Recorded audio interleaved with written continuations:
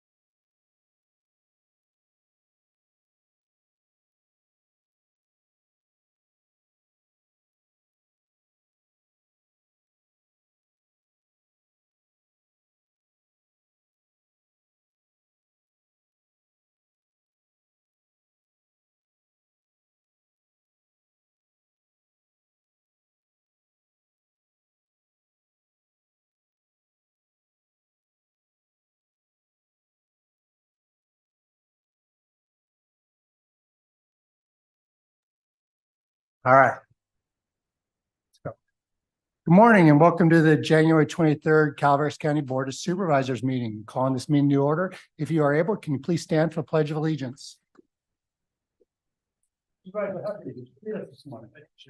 I pledge allegiance to the flag of the United States of America and to the republic for which it stands, one nation, under God, indivisible, with liberty and justice. Thank you. We'll have a report out in closed session. Stacy?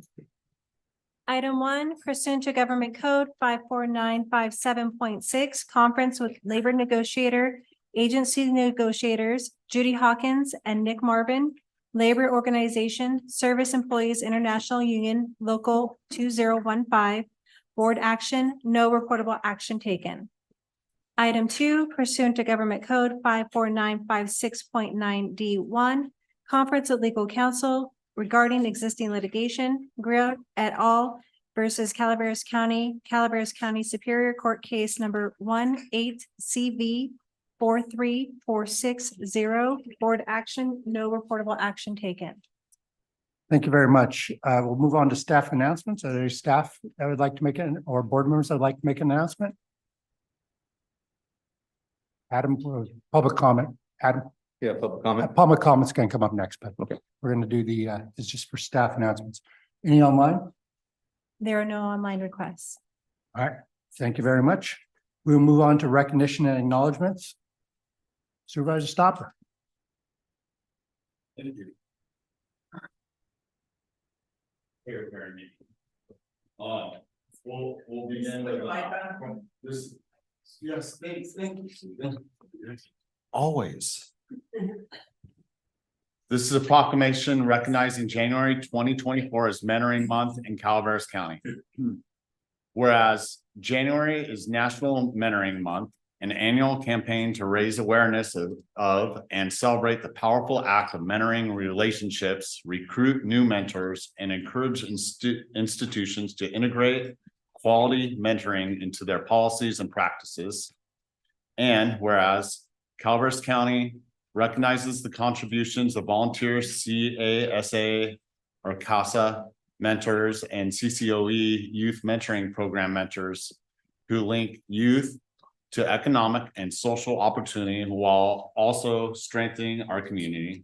And whereas youth development experts agree that mentoring encourages positive youth development and smart daily behaviors, such as finishing homework and having healthy social interactions. So I need to teach my daughter how to finish her homework. And it has a positive impact on the growth and success of a young person. And whereas mentoring programs generally have a significant positive impact on youth academic achievement, school connectedness and engagement, and educational success, which can lead to outcomes such as improved attendance, excuse me, grades, test scores, and classroom behavior.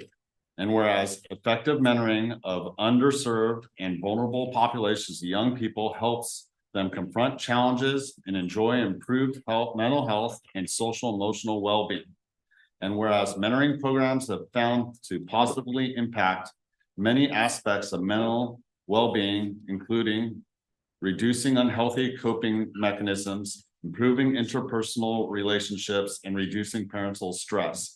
I could use some of this when I was younger.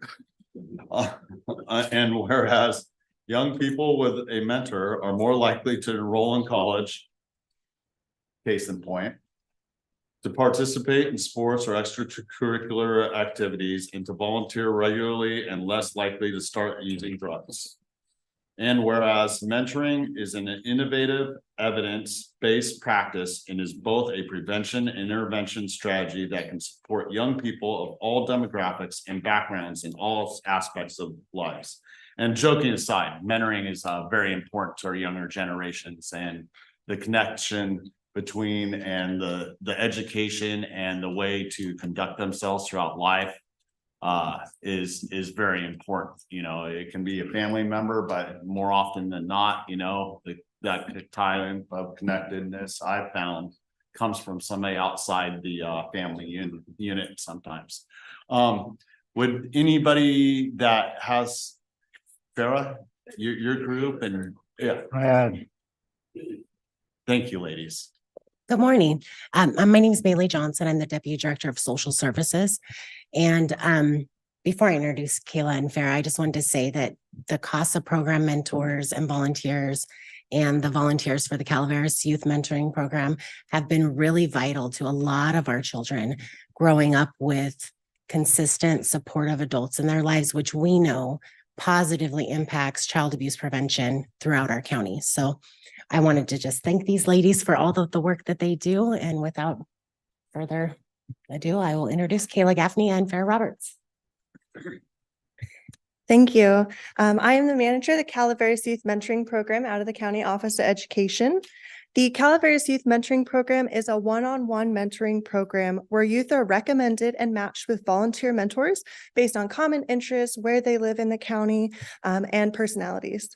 For 20 years, we have fully screened, monitored, and supported our volunteer mentors and mentees. We provide training, field trips, and mentor counsel. Matches spend approximately 2 hours a week together for at least a year, doing fun activities such as fishing, biking, snowshoeing, or just hanging out and exploring the wonderful county we live in. Our mentees learn to build stronger relationships, explore new interests and hobbies, and improve their self-confidence, decision-making, and view of their future. At its core, mentoring shows our young people that their community cares about them, sees their strengths, and wants to nurture their future and talents. We have some pretty amazing kids in Calaveras County. Youth who face life challenges with strength, resilience, creativity, and hope. Young people who are brave enough to invite safe adults into their lives, who believe in them and want to invest in their greatness and experience a smoother road to adulthood. During National Mentoring Month, we also celebrate our other mentoring programs within Calaveras County, such as FNL Mentoring, which is a school-based peer mentoring program, and CASA. Calaveras Mentoring receives financial and administrative support from the County Office of Education, various contracts with county agencies, and grants and individual donations solicited by the Calaveras Mentoring Foundation, whose mission is to raise awareness and funds for local youth mentoring. Your proclamation today helps us celebrate and grow these important programs. Every youth who wants a mentor should have one, but not every youth gets one. There are currently 4 girls and 8 boys throughout Calaveras on our waiting list. We depend on community members to spread the word about mentoring programs and help us find volunteers for our eager young people. Please contact us if you have someone that you think would make a great mentor for one of our amazing kids, or if you would like to have a mentee. So thank you and happy National Mentoring Month. thank you. Good morning. I'm Farah Roberts. I'm with the Court Appointed Special Advocates Program. Humans are social animals. Sometimes we forget this in our culture where we revere self-discipline and determination. But study after study reveals that the best way for people to overcome trauma and stress is through positive relationships. For children, that is especially true. Beyond the parenting relationship, outside adult relationships are very important. Calaveras County is very fortunate to have a mentoring program. When I visit nearby counties to talk about what services we have available for children, the mentoring program stands out as an example of a program that is desperately needed and part of the prevention of child maltreatment. Families struggle to make ends meet in this county, and even well-known programs like Scouts and 4-H cost money. But a program like the mentoring program, which is free to a child and their family, is worth its weight in gold. The program I manage, the Court Appointed Special Advocates Program, we specifically have a mentorship role with children who are facing abuse and neglect. Our clientele is narrow, but we do serve that mentorship role. Being in the mentorship role is the fun part of being an advocate. Some of the ways our CASAs have helped these children included teaching a child how to fish who had never been outside for the first time, and taking them on walks or hikes or chaperoning them to a college campus. Children in Calaveras face many challenges with the shortage of resources, but the more children we can get linked to positive adult relationships, the better. So this proclamation goes a long ways to helping the community to realize that we need more volunteers. Like Kayla mentioned her waiting list, I have 14 kids on my waiting list. And we just need word to get volunteers and funding to continue to help with this volunteership role. Thank you for your time. Thank you, Farah. And all the volunteers that mentor across the county, it's invaluable. And that's where a lot of the space comes from. And we appreciate everything you do for our children. Is there any public comment to this? Harry, good to see you. Terry McBride, New California, Terry McBride, District 2 for this. My mom and many of her friends helped start Big Brothers Big Sisters. And I'm sorry to see Catherine isn't here.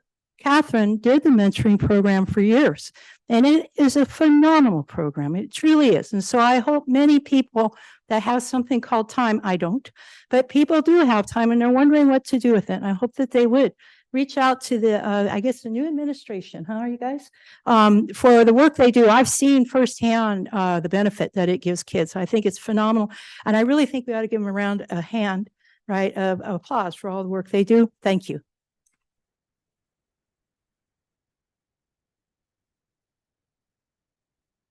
Any further public comment? I'll bring it back to the board. Do we have a motion? I'll make the motion. Thank you, Mr. Hubbard. Second. Okay, a motion by Mr. Hubbard, second by Ms. Follendorf. All those in favor? Aye. Those opposed? Didn't think so. So I'll finish it off now, Jack. I saw you. Now therefore be it resolved that the Calaveras County Board of Supervisors does hereby proclaim January 2024 as National Mentoring Month in Calaveras County. Thank you all.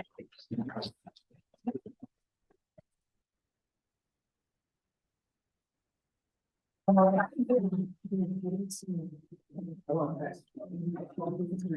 which way this goes. You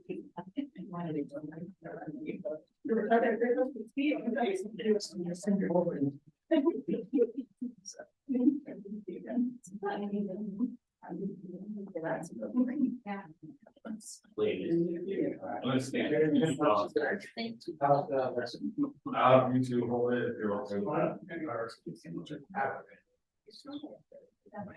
One, two, three. Again, perfect. You bet. I'm getting my standard. I'm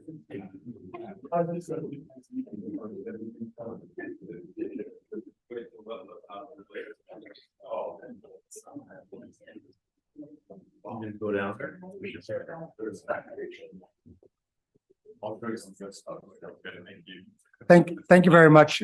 Thank you very much, Ben, for putting that together. And I see a lot of really great possible mentors in this room. And so if you've got any extra time and are willing to help out our kids, please do join these programs. We will move on to general public comment. I started reading through the whole paragraph. I think most of the people in here know the way this works. It's for items that are not on the agenda. So if you want to pull something off the consent agenda or talk about that, please wait till that comes up. If our animal shelter, I see we've got lots of people in the room on that as well. That'll be later on. But if you have general public comments that are not related to the agenda, please come up forward now. You'll have 3 minutes. Terry, good morning. Good morning. Now I'm Terry McBride, still District 2, Calaveras County Committee Chair and Senator. 3 weeks ago or 2 weeks ago, I came, and at the end of September, I came and I went and looked in recordings. They were completely distorted. Completely.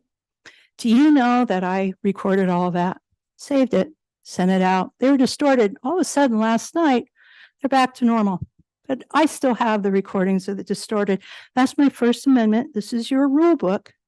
You guys, I want you to read it, know it, because if it happens to me, who else? Everybody that comes here should have a perfectly clear audio afterwards. Now, on better things, more positive, because I'm going to just assume that was an error. I would like to think that sophomoric unprofessionalism does not exist in our county. Calaveras County demo election is happening at the county library on Saturday from 10:30 to 2:30. You must bring a California ID and a proof of residence like utility bill. We want to show how we can go back to paper ballots, hand counting, because we have some problems in our country. Have we noticed this? And if we go back to paper ballots, hand counting, total transparency. So we invite all of you to join us. And in fact, I'll drop this off as I'm leaving. And then the other thing is Thursday evening, I have a town hall meeting at the Round Table Pizza and Angels Camp, 5:30 to 7. Again, anyone that would like to come is open to the public. Come find out what it is we are doing. We will be the 51st state of California. Very important to know. So today I'm here to read the We the People of the Great New California State Notice to all Californians, Declaration of the 11th Constitutional Default. Statement of, I'm going to skip over that because we don't have enough time. This is count 7 against Gavin Newsom and his administration and the government of our state, unfortunately, a selected governor who has never won an election to office without the help of a corrupt banana republic selection process where the globalist cartels and the Chinese Communist Party or CCP pre-selected the outcome to illegally place him in office has committed treason. A selected governor who openly defies Article 4, Section 4, and its 3 guarantees of a Republican form of government, keeping all Americans free of invasion and that of domestic violence, is committing treason. The 2018 midterm election, 2021 recall election, and the 2022 midterm election were all lost in 1-to-1 balloting, but with the help of a fraudulent electronic election system, an algorithm, and the actions of the globalist cartels and the CCP, a dictator was installed to oversee their province of California. And Thank you, Debbie Terry. will finish. Thank you. Bonnie?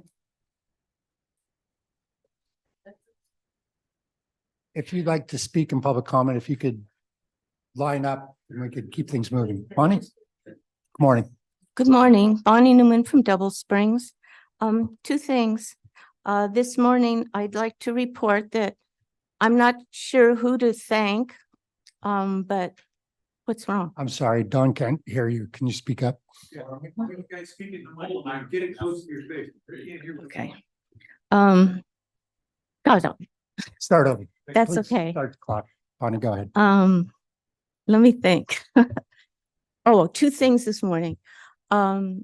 Someone put not a speed limit sign, but speed contraptions, those things on the side of the road that says speed limit is this and you were going this. There's 2 of them on Double Springs, and I don't know who's to thank for that, but it made a big difference. The traffic was way down. Even the morning traffic that zooms by on their way to Jackson or wherever is way down. And it's really made a difference to have some kind of speed limit on that road. Just like to let y'all know. And the second thing is, oh yes, last week or whenever I was complaining about horrible looking campers and things parked on the side of the road, I had a thought. Those people that are camping on the side of the road are taking business away from our campgrounds.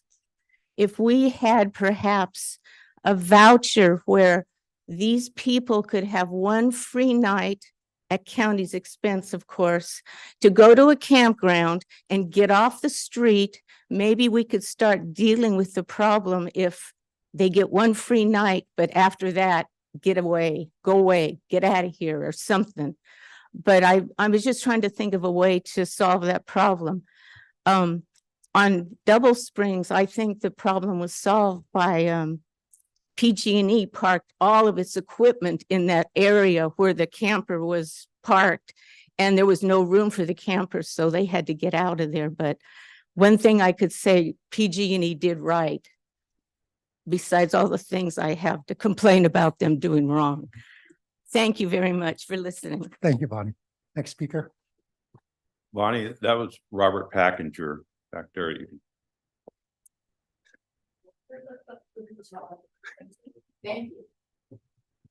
Hello, my name is Debbie Rojas. Assemblywoman of New California State, Calaveras County. I'm just going to pick up where Terry left off. Now, with the help of federal courts in the state of Georgia and their unwitting corrupted Secretary of State, Brad Raffensperger, the evidence of clear for the world to see how the selected treasonous governor of the province of California and thousands of down ballot corrupt selected officials turned the once great state of California into a Nazi communist totalitarian province. In June 2023, the Federal District Court of the Northern District of Georgia unsealed the so-called 96-page Halderman Report, the security analysis of Georgia's image cast ex-ballot marking devices. Georgia Secretary of State Brad Raffensperger had been hiding the report from the public for 2 years. University of Michigan professor of computer science and engineering J. Alex Halderman and security researcher and assistant professor at the Auburn University Drew Srilko collaborated on the report, where they discovered many exploitable vulnerabilities in the Dominion voting machines image cast X system. J. Alex Halderman demonstrated in court how the Dominion machines are hacked and their tabulations are easily altered to select any individual for any office. In the Georgia courtroom on January 19, 2024, J. Alex Halderman demonstrated in explicit detail to the court and to the world how easy it was to hack into the Dominion voting machines and alter the votes. This was the first time in a court of law such a demonstration has taken place, which altered and which details an undeniable fashion of how the vast electronic election systems can be altered and thus corrupted. Following an audit of the elections of 2018, 2021, 2022, utilizing data provided by each California county, the Secretary of State office, it was obvious that the algorithm was used to create weighted vote values in the Dominion and other vote tabulation devices by those whom facilitated the selection of the governor. The evidence in the Georgia federal court presented by J. Alex Halderman overwhelmingly supports the use of an algorithm to facilitate the corrupt election of the governor. The fraudulent election system does not function without the help and the support of the state and the county employees who either Thank you. know. Excuse me, ma'am. It's your time. Thank you. Thank you. Other public comments on items not on the agenda? Adam? Hi, I'm Adam Lewis with the Calaveras Band of Miwok Indians. I'm a tribal member, also a cultural resource specialist assistant for my tribe. I have some things to talk about that's not on the agenda for the Wagon Trail of 2024. Adam, we're going to pull, my understanding is that you want to pull that off consent agenda for discussion later on. Yes, That would be the appropriate time we'll give you that time. we were made aware to do this process, so I would just want to get it on so we can come to a When we talk. get to that, we're going to pull it off and we're going to have a discussion on that item. Absolutely. Thank you, Jack. Thank you. Terry, you only get one bite of the apple. Okay. Other public comment? Anything online? There are no online requests. Board recognizes Chairman Russ Thomas from Calaveras County Water District. Chairman, former supervisor, I should add. Thank you. Thank you, Chairman Garamendi, for that warm welcome. I'm here today a little bit to reflect on when I used to sit up there where Martin Hubbard is sitting now. I had 4 wonderful years here, some better than others. But it warms my heart that I can still see people up there that I have on my speed dial, and when I call you, you answer the phone. So that's really very commendable. But the most important thing that I want to talk about today is something that came to my attention when I was sitting up there, that there was never a very close and warm relationship between the County Board of Supervisors and the members of the board of Calaveras County Water District. Always puzzled me because, mathematically, right now with 45 thousand plus citizens in the county. We serve about 33,000 of those same citizens. So it really makes perfect sense to me that there should be ongoing discussions, maybe not as formally as would trigger Brown Act considerations, but certainly conversations need to be happening fairly frequently between our respective boards. I tried to accomplish that when I was on the sitting up there. There were a couple of board members that didn't have any affection for Calaveras County Water District, so that never was that we couldn't pull that off. But we started back when I was chair 4 years ago at CCWD. It kind of went along, and then COVID happened, and so please, I'm throwing out more than an olive branch. I'd like to buy lunch for a couple of you sometime, and let's talk. And I haven't had a chance to interact with your new CEO. Congratulations on your position, and I see some wonderful things that have been happening here. So come and visit. We'll come and visit you. And if you have any questions for me, I'm here to talk for another minute or so. Thank you very much. Okay, thank you. Appreciate it. And I think I'll speak on behalf of our board. We look forward to working with your board as well. Okay, thank you. Any other public comment? Seeing none, we'll move on to consent agenda. Stacy, will you read that out? Consent agenda items are expected to be routine and non-controversial. They will be acted upon by the board at one time without discussion. Any board member, staff member, or interested party may request a removal of an item from the consent agenda for later discussion. Thank you. Any board members wish to pull an item from consent agenda? Any staff members want to pull an item from consent agenda? Any public want to pull an item from the consent agenda? Yeah. Adam, which number is that? 16. Okay, we'll pull item number 16. Let's move forward on the remainder, and then we'll come back to item 16. So just, Dave, if you can stay there. So moved. Moved by Supervisor Stopper. Second. Second by Supervisor Toffenelli. All in favor? Aye. Opposed? Passes 5-0. Item number 16 has been pulled. Adam, you want to? Hello, once again, I'm Adam Lewis with the Calaveras Band of Miwok Indians. I am a tribal member, also a cultural resource specialist assistant. I've been working on the Wagon Trail project with you folks since 2022. Here we are going on to 2024, and once again, we're at the budget part of the beginning. And we've met around the table with some of your officials and negotiated some terms that were agreeable with the tribe. And then things were put in where things were cut in half, and we have a lot of concerns on these.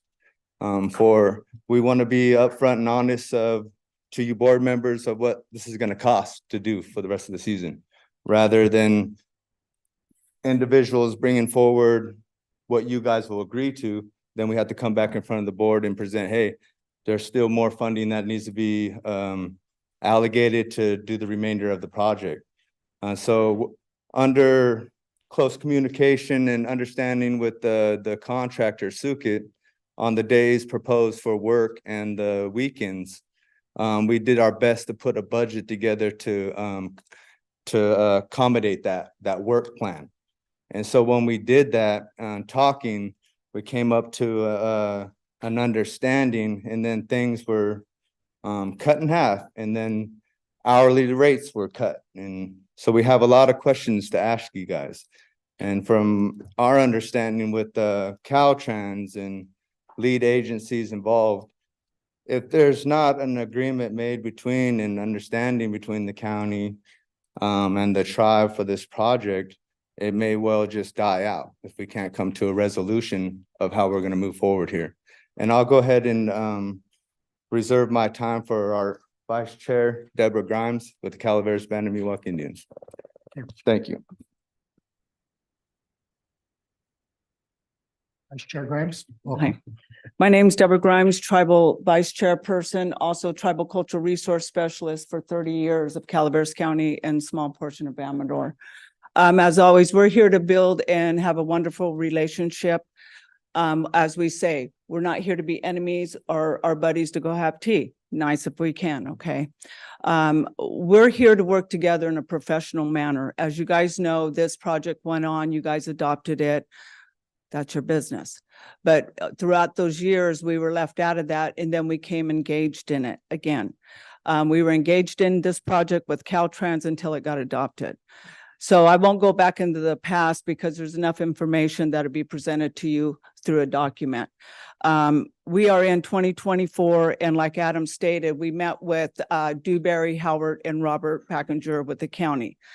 The tribe had a year budget. And you always start with your budget, looking at it and knowing our information through SUKIT, as well as 5 days a week, 6 days a week, blah, blah, blah, 10-hour days, 8 hours on Saturday. So they asked us if we could look at a 6-month period to present to the board. So tribe went back, agreed to that, and then receiving information back from Dewberry on behalf of the amount, the time, cut and monitoring services, et cetera. We said, absolutely not. We cannot agree to that. Or we can agree to this in this behalf. If you have one piece of equipment on Wagon Trail, because they're a site from one end to the other, we've did a lot of investigation, we've did a lot of clearing, removed our burials, removed over 100 and something thousand artifacts on this project. Okay, that said, there was nothing there from the first folks, Dock and Engineering and the environmental. We came aboard, we demonstrated, we've worked closely with the lead Caltrans on behalf of this, as well as SHPO. The concurrence of agreements was, you're doing ground disturbance, no matter what, you got a piece of equipment out there, what's it do? Ground disturbance. We work closely with the county to also save funding. On behalf of Cal 1679 example, that's a huge feature that dates back to climate change. We had features that were in the bedrock. So when the equipment's coming in, they hit that bedrock, the material, it holds. And we do our archaeological investigation. So when you want to get up to amount of that saved millions and millions of dollars on this project of us removing our native stuff out of the way. So in behalf of this budget that you're seeing here is of untruth. The amount, maybe it can be true coming back to you guys every so many months, another 4 months. I'm going to be honest with you here. You have to have a monitor and archaeologist of each area of work for ground disturbance. Last year and year before, we were like chickens with our heads cut off for our county. Our tribe went ahead and were covering 2-3 places quickly, versus having our natives in spots and archaeologists. We also work closely of just saying 2 natives and 1 archaeologist when you have a native and an archaeologist present. We did our best of saving. Deborah. There's many months and hours that I never billed. And okay, but here today, we're here to be honest with all of you. There is equipment ready to run from Appaloosa to Bonanza. If you want one piece of equipment, then okay, we'll do 1 monitor. But to let you know, we oppose the budget that's being presented to you. It's of untruth. And we will not be negotiable of cutting an hourly rate of $30-something less an hour. When we're at a certain rate with all agencies, and Howard tried to find ways of cutting it to save money. We are negotiable. If everyone in this project, Deborah. if everyone in the project can cut their rate of $30-something an hour less, then we can come around the table. But as of right now, the tribe is not negotiable of the cut.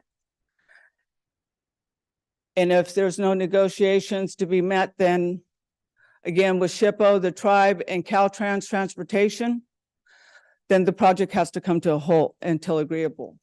They want to start on March 4th. We're here, we're ready to go. Deborah, I'm sorry. We've already exceeded the talk, but we're going to talk about this for a little while. Thank you. Thank you very much. Questions from the board, or Robert, you want to come up and tell us what's going on? Good morning. Let me introduce to you Howard Zabel from Dewberry. That amendment that you have in front of you is with our consultant Dewberry. I'm sorry that we're having this difficulty right now.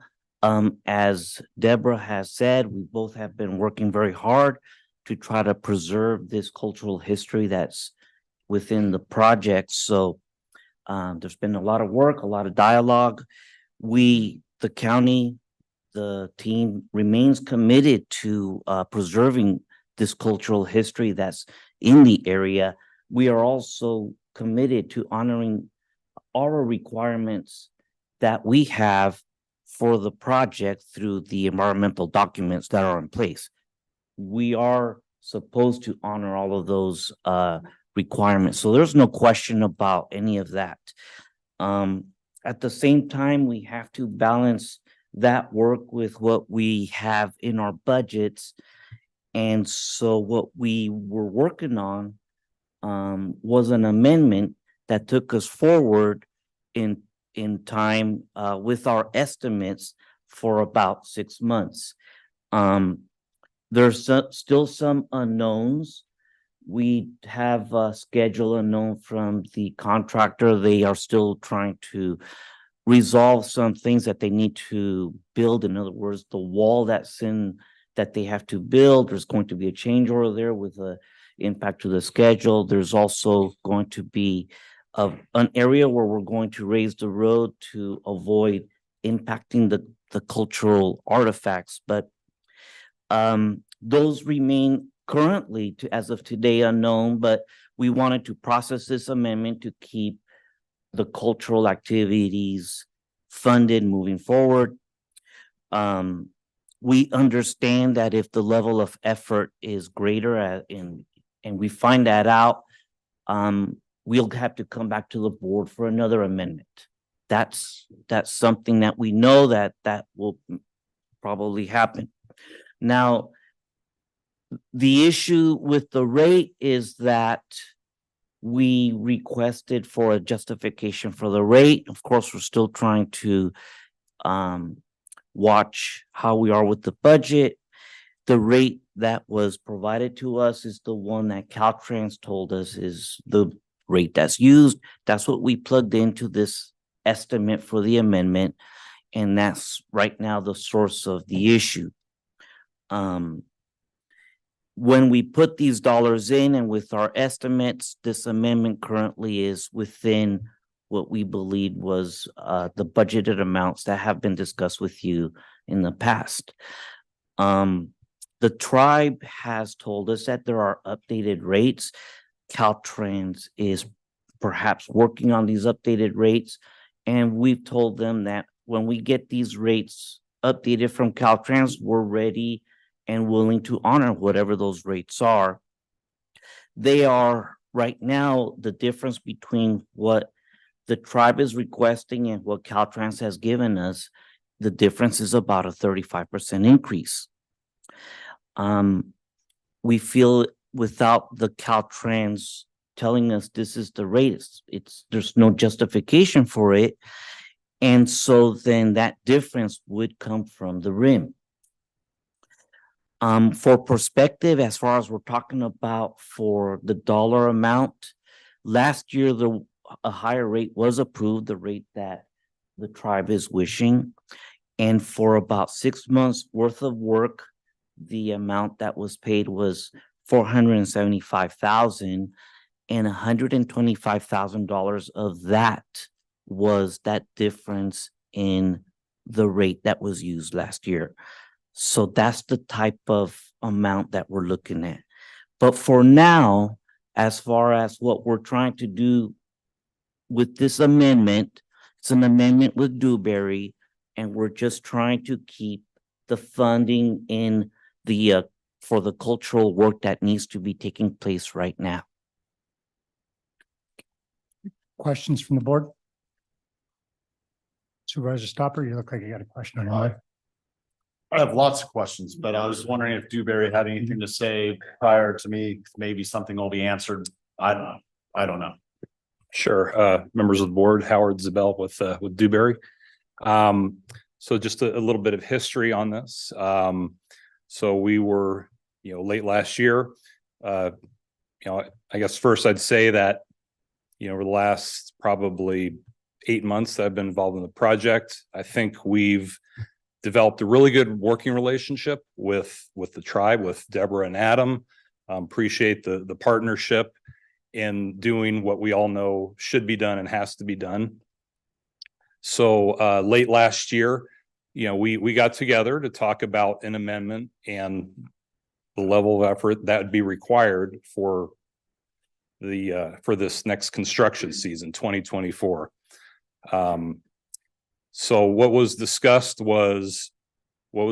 and agreed upon was, let's estimate 6 months of earth moving activity. That's the earth disturbing activity. That's when the monitors are needed, right? Just a word on next year and the schedule. We don't have the full schedule for next year yet. There are changes there's things in flux. There are changes that are happening right now. You heard Robert talk about the retaining wall at PRD 7. That has been designed. Caltrans is reviewing it. The contractor's pricing it. We don't have schedule revision on that yet. So what we are doing is we are estimating as best we can how we think the season is going to go with 2024. So the assumption was 6 months of earth disturbing activity. The assumption was 2 monitors, one at each end of the projects. And with that, this was, I think, November 30th, we had this discussion with the tribe. Couple weeks later, we received an amendment request. The assumptions in there were higher than what we had discussed in terms of level of effort, in terms of days, in terms of number of monitors. So there was communication back and forth. We met with, Robert and I met with Deborah. I think it was somewhere around Christmas time, the week between Christmas and New Year's. We talked about the level of effort. We talked about the rate, and we agreed in principle on a different lower level of effort. And we also on the rate issue, we referenced that, Caltrans had approved this rate. I haven't been involved with this project from day one, so I'm coming into it. I see this new rate much higher than what I'm used to seeing. It raised a flag for me, so I have to do due diligence and make sure we can justify that rate. 35% increase, that's pretty considerable. So with that, we did ask Caltrans, what's your rate? What is your approved rate for cultural monitors? And their rate was, significantly lower, right? 30% lower than this ask. So we needed to get this item in front of the board to keep construction moving next year. Or this year. Schedule is right now, March 4th. Contractors plan on remobbing and starting earthwork activities. So we have to get this underway. Anyway, there have been discussions back and forth, just haven't been able to come to an agreement on this rate. So our thought process was, we know we need to get going with something. We need to get something to keep the job going. Did my best estimate on what I think was a reasonable assumption based on what we know now. And that was less than what we discussed back in late December. The level of effort was not much less. Just to give you some guidance here, some perspective, 120 days was the initial assumption. So that went down to 115. 26 weekends, it went down to 18. So these were not huge cuts. Trying to just make the best estimate of what we think is going to be needed. So that's where we are. Thank you. Supervisor Stopper, you had some questions? First of all, I want to say that, it's valued that we have the tribe within the county working on this in the area, and, you know, it's, thank you, Deborah, and your coworkers for having the proper credentials and education to be able to facilitate doing this as we move forward. Now, it's you know, you brought up that there's an enormous amount of cultural artifacts. I mean, the sites that were found along that area have been far more than were estimated as we move forward. And the cost has been quite a bit more than we predicted from the very beginning, and we've had to move money around. So with that, you already answered part of my question. Caltrans going rate at this time is what we have in here. That's correct. And if there's any negotiations or proposed changes or amendments to that those haven't been finalized at this time? That's correct. Okay. So that's the state accepted rate as, let's say, per diem, you know, within, you know, the idea or conception of it, you know, and generally the state accepted rates higher than the federal rate when it comes to these type of services. I'm not, I can't say that for sure, but it sounds like a reasonable assumption. Right. Yeah. Yeah. In most cases it is, not all cases.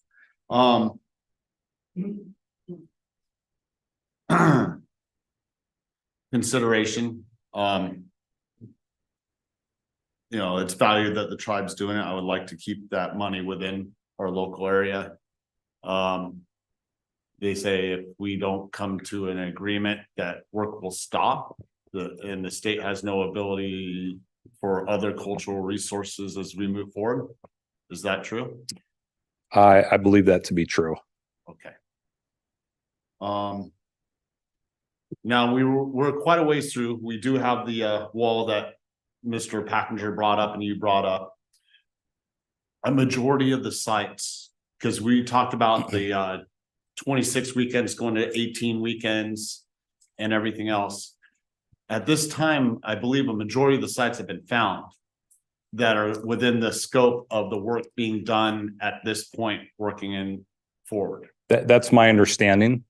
You never completely know, yeah. but based on the information we have now, that yes. So with that anticipation, moving forward, because we know things change and it's very fluid because it's been changing constantly. If there's a change to this going forward into the future, we will be brought back another amendment to this budget and we will have to approve anything changing on it moving forward if there's additional cost. That's correct. Okay, Yes. that's enough questions for me right now. Any other questions from the board? Or I'll jump in. Dewberry is responsible for managing this project on behalf of the county, correct? That is correct. So you guys are responsible for drawing up the budget for this project, correct? That's correct. And last fall, you came to Dewberry through Matt, came to this board and said, if you get $14 million, we could finish this project, right? That's correct. So this board, including three of us, spent 2 days and down in Tulare County, or excuse me, Yes. Madera County, making this happen.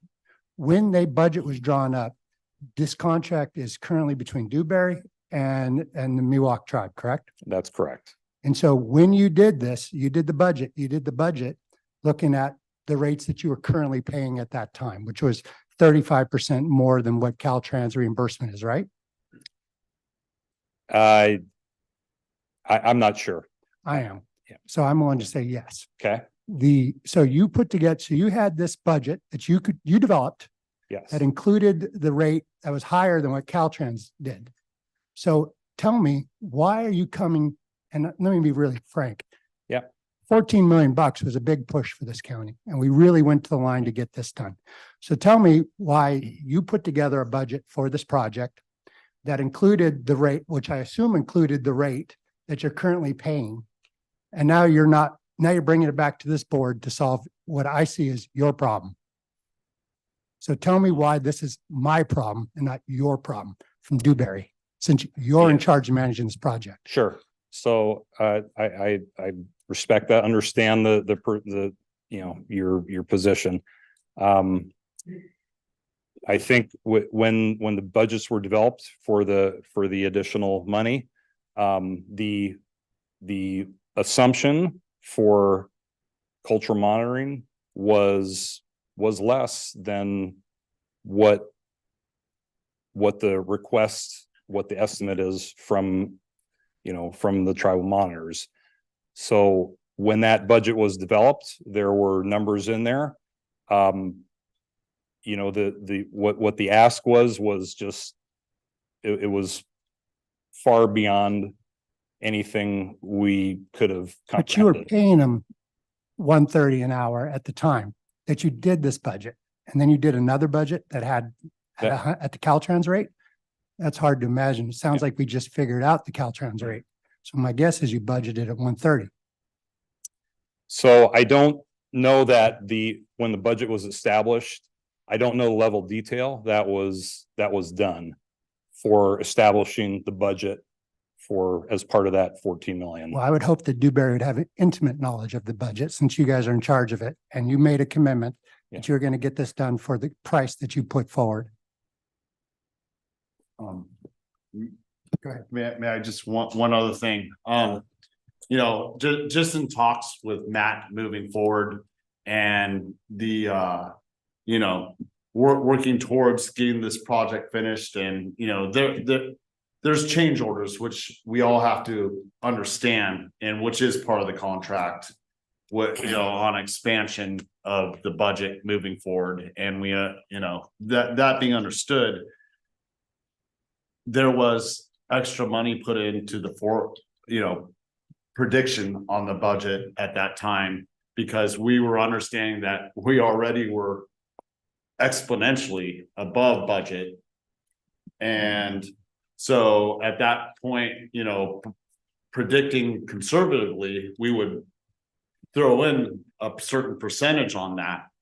And are we already above that percentage? Because that was part of the original budget, from my understanding, when we put it forward. We're not, but with the amendment request, we would be above the numbers that were assumed there.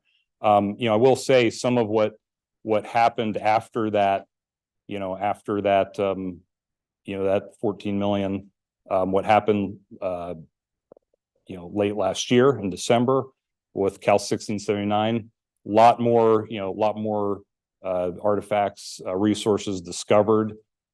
So this is, it really, I understand the concern. At the same time, this is a moving target. We have the reality of of law and what is required to be done.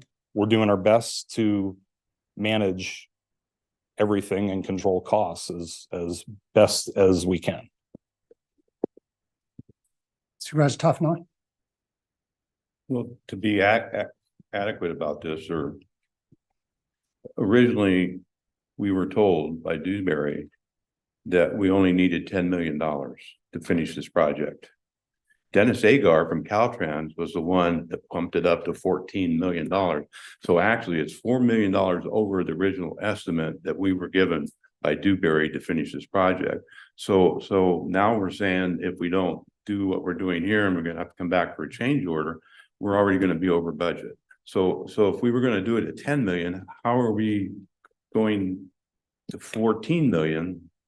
If we would have settled for 10, we would be not even close to completing the project. So what are the adequate numbers here? I mean, we're not going to be able to go back to CTC.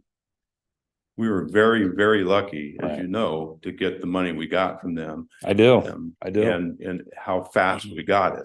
They wanted to push it off until October. But Dennis pushed for us and pushed up to $14 million. So I'm a little bit at a loss as to what is happening here, and is 14 going to be enough?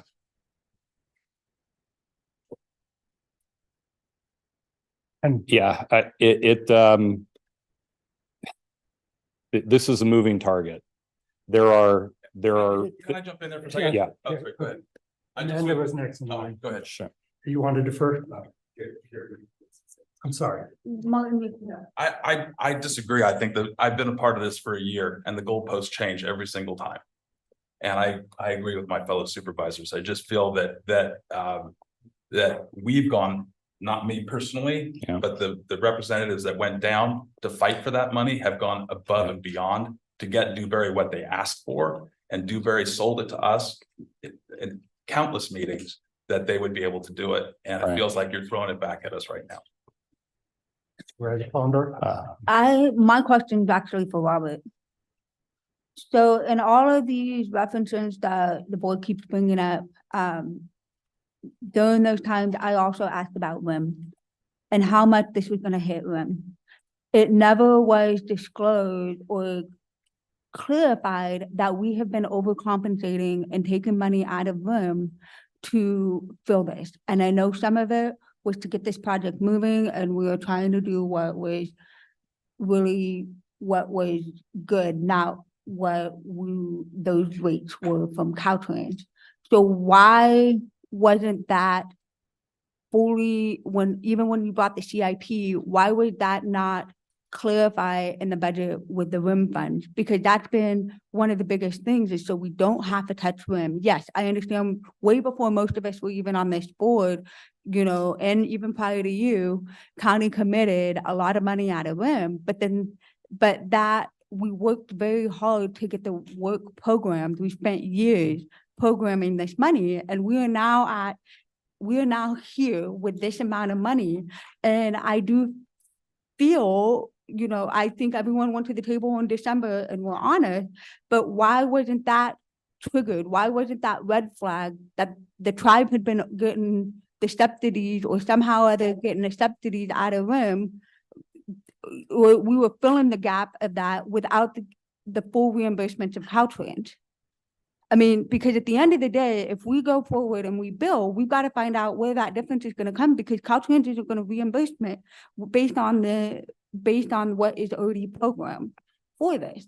And so I guess to you, how was that never a red flag, especially time and time again when I kept asking about RIM and the impact of RIM?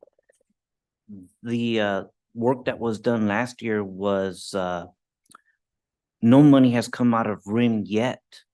And for that difference in that work that we discussed, that was all applied to the invoicing to Caltrans. So we've been invoicing Caltrans for all of the costs. There are some local match requirements that we have that's coming out of the RIM. Nothing's been spent there yet. And we also have some right-of-way requirements. Again, that's not been spent. I have a report that I'm hoping to put in your hands that shows you those numbers, so you could have all that. But right now we haven't pulled anything out of RIM yet. So there's only commitments. Still have the $1.9 million that we That's allocated, still in there. which was more than what you originally asked for. Yeah. Through the co-op agreements. More in there, and we bumped it up. 1.9. Yeah, those are for the co-op agreements. Okay. So my other question is, and it's scaring me a little bit, is comments, and then is moving forward, if you're not able to get something from Caltrans, because we do have this $14 million that are already programmed, and halting another year of this project is not in the best interest of anyone. It's actually going to cost a lot more. And how soon will we know it will be resolved with the tribe?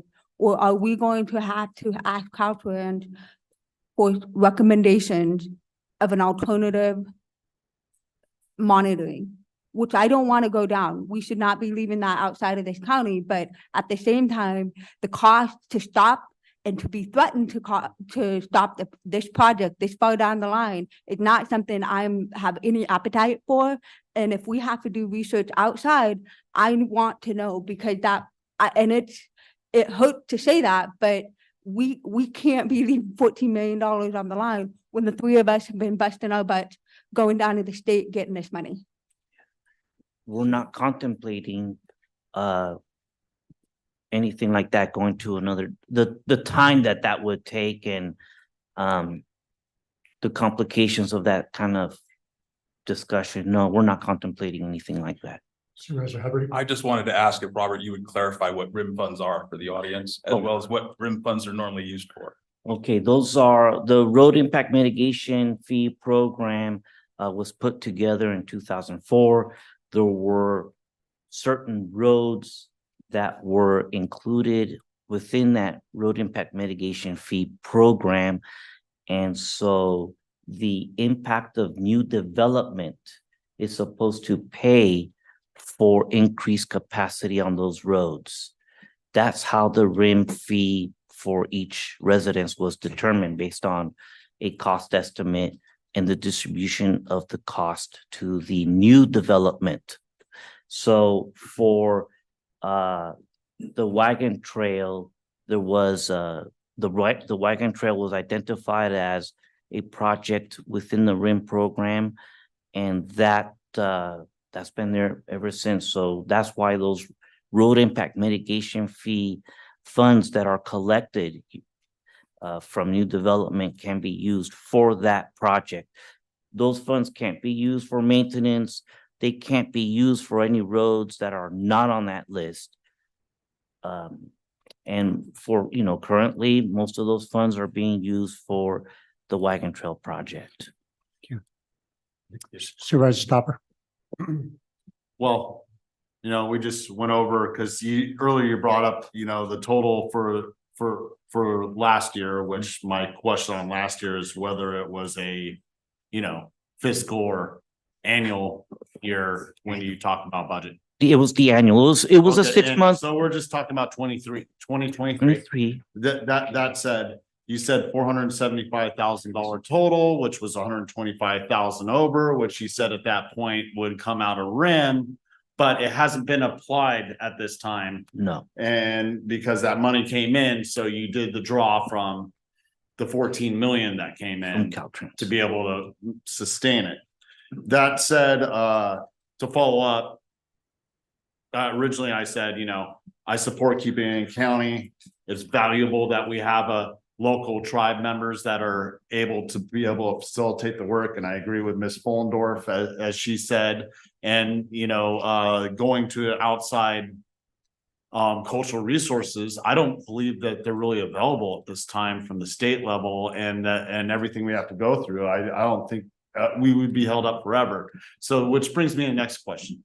And council's all right if I ask Deborah a question, because Carol has it. Go ahead. Ed. Thank you, sir. Deborah, do you intel if this cannot be resolved, or do you We want to resolve this. We want to resolve this. Do you We're here intend to for, hold it up if they aren't going to work with it's not about holding it up. I want to clarify that when they're talking about this percentage going up, Howard looked at a thing years ago when I would do work for the county, and it was very low rate. Tribe approved me to do these little side areas at a certain rate. Our rate is all the overhead and everything. And what happened here is our rates are the same, PG&E, CCWD, everyone. Okay. Now, the percentage he's talking about is for the year 2024, which is a 3.2 approval through the federal. We have no problem staying at the rate we were before through negotiations, okay, like we have been doing. We're not here to hold the project up. And to clarify, you can't go out and ask for other tribes to come in or other sources. This is our area. We're here to work together. We sat at that board meeting with you, right, to get this millions of dollars to help pay back. We're not here to stop your project. Okay, we want to move forward where we're successful together. Thank you. But as well as not taking funding away from us through that hourly rate. And that's just not paying just for employee, that's paying for all the other things that come into play with business. Oh, thank you. Answer my question. I just have to say one more thing. But- Caltrans has shared, I'm sorry, Caltrans has shared with Robert and Howard Friday at a private little Zoom meeting. Our negotiations with Caltrans is what happened is one of their firm folks did not present the increase yearly. And finally, that has came into effect. Adjustment. Yes, and they're working on that. at the same I time. hear you and so final question, Robert, and Thank you, to Deborah. Dewberry is they had a going rate that they're willing to stay at, and right now you're reducing that rate moving forward and you're trying to reduce the rate as opposed to what we've been paying ever since we started this project. Not ever since, not ever since. But we Since the were last paying amendment, yes, yeah. but we were paying them and We now were you're paying- trying, and that's you're correct. turning around and reducing it. That's correct. Just, that was my question. Just one last comment, then we'll call for public comment on this issue. I got to tell you, when we're this far down the road and the engineers leading this say things are fluid and we're trying to figure that out, that is no bueno. I mean, we are committed. Yeah. We are not. That makes me incredibly nervous. And I do look forward to seeing your last contract amendment to see how we dealt with the cultural resources. Because it kind of feels like you probably already had that in your budget and you're asking for additional funds. Or we'll have to dig into that deeper. I'm going to call for public comment on this item. Or anybody from the public would like to speak on this? Seeing nobody, is there anybody online? There are no online requests. All right. In that case, I will bring it back to the board for discussion or action. Anybody have a comment they want to make on this or a motion? Well, what are the choices with that? Because right now they're asking for more money. We're saying, why is it more money? And then we're saying, I'm hearing that they're reducing the amount that we've been paying according to the last amendment. And we would, my thought is like, keep paying what we're paying them. But then that would cost more than the budget adjustment here, according to what they're putting forward. I mean, is this gonna hold up the project if you table it to bring it back? Yeah. Well, I don't know what to do then. So other discussions, Supervisor Follendorf? To keep the project going because of the demo cost, and removing cost, if we delay that, that will hit us. I would move this item on the contingency that Robert, we get back in front of this board as soon as possible to discuss all of the concerns that the board has right now. Okay, is that a motion? Yes. We have a motion on the table, Supervisor. I'll second that. The motion is second. Yeah, I would like to, I feel like I'm putting a gun to our head here to keep this project moving. I'm actually quite upset that we're doing this in January, especially since we could have been doing this in the fall when we did our budget adjustments. But it's neither here nor there. We have a motion and a second on the table. Roll call vote. District 1, Yes. District 2, No. District 3, Yes. District 4, Yes. District 5, 3/5? No. Passes 3-2. Thank you.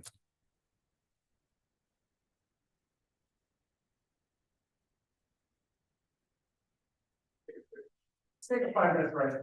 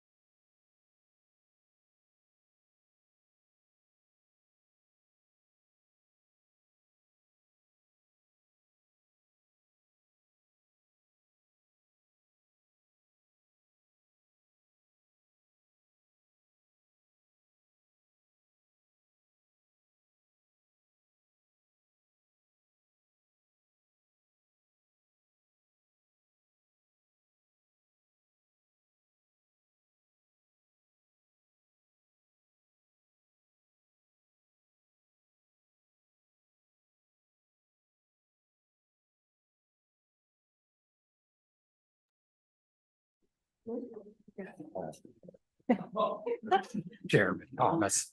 I just got it. All right, on to the regular agenda. Thank you all for being patient. Stacy, will you read us in? Yes. Item 18, informational item, administrative office. Receive a presentation from LDA Partners, Inc. regarding the Phase 1 programming and conceptual design for the new animal shelter. Okay, Jamie, are you introducing this? I am. Good morning, Chair and honorable members of the board. Jamie Andriola, Administration Department. I'm here today to introduce Eric from LDA Partners. As you know, the county in April contracted with LDA Partners to do Phase 1, the programming and conceptual design for the new animal shelter. So I will let Eric lead the way. All right, give me a minute here while I figure out. Hang my on a system. second. And if I could remind everybody to speak directly Am I on into the there? microphones, Great. people are having a hard time hearing.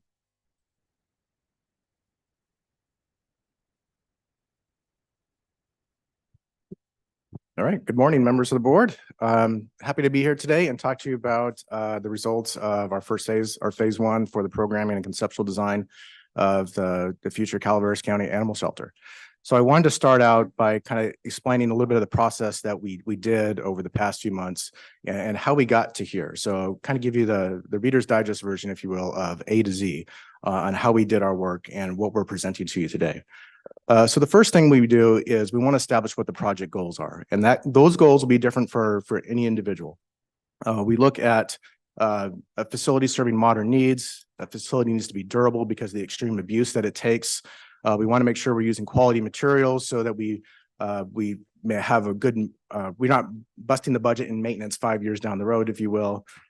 We need to be energy compliance for state of California building codes. But maybe more importantly, we need to have comprehensive animal care, and we need to be welcoming to the general public and the staff. So a lot of times we forget about the staff that actually has to work in an animal shelter, and we focus on the animals themselves. But we really need to have a cohesive meaning of the minds, if you will. And so when we start animal shelters, I really start looking at 3 core principles is what I kind of establish our parameters. So that first principle is what I refer to as the city and county perspective. And that's what we're mandated to do by the state of California. So there's certain services that you're required to do by state by mandate. Those could be animal care, animal control, et cetera. Some of them you may do in-house, some of them you may contract out. The next perspective is what I refer to as the moral perspective. And that's what we should be doing for animal welfare. How should we be treating our animals, our dogs and our cats and the animals that we bring into the shelter that may not necessarily be mandated by law. And that third perspective is really what I refer to as, bringing those two environments together. We have the human environment where the staff and the general public comes in, and then we have the animal environment, and they have to be melded together. They have to be cohesive. We have 2 different species that, can't talk to each other. So we have to be able to understand their movements and their stress levels and how they interact with each other. So all that is really difficult to do because when we're talking about animal shelters, we're talking about different types of building projects. So we have a custody environment, much like a jail. So we have to have hardened surfaces that can be baseball bat proof or gnaw proof, if you will. Then we have to have a medical environment because we have to treat animals with medical care. So a lot of times we have sterile surfaces, medical gases, just like you would in a medical clinic.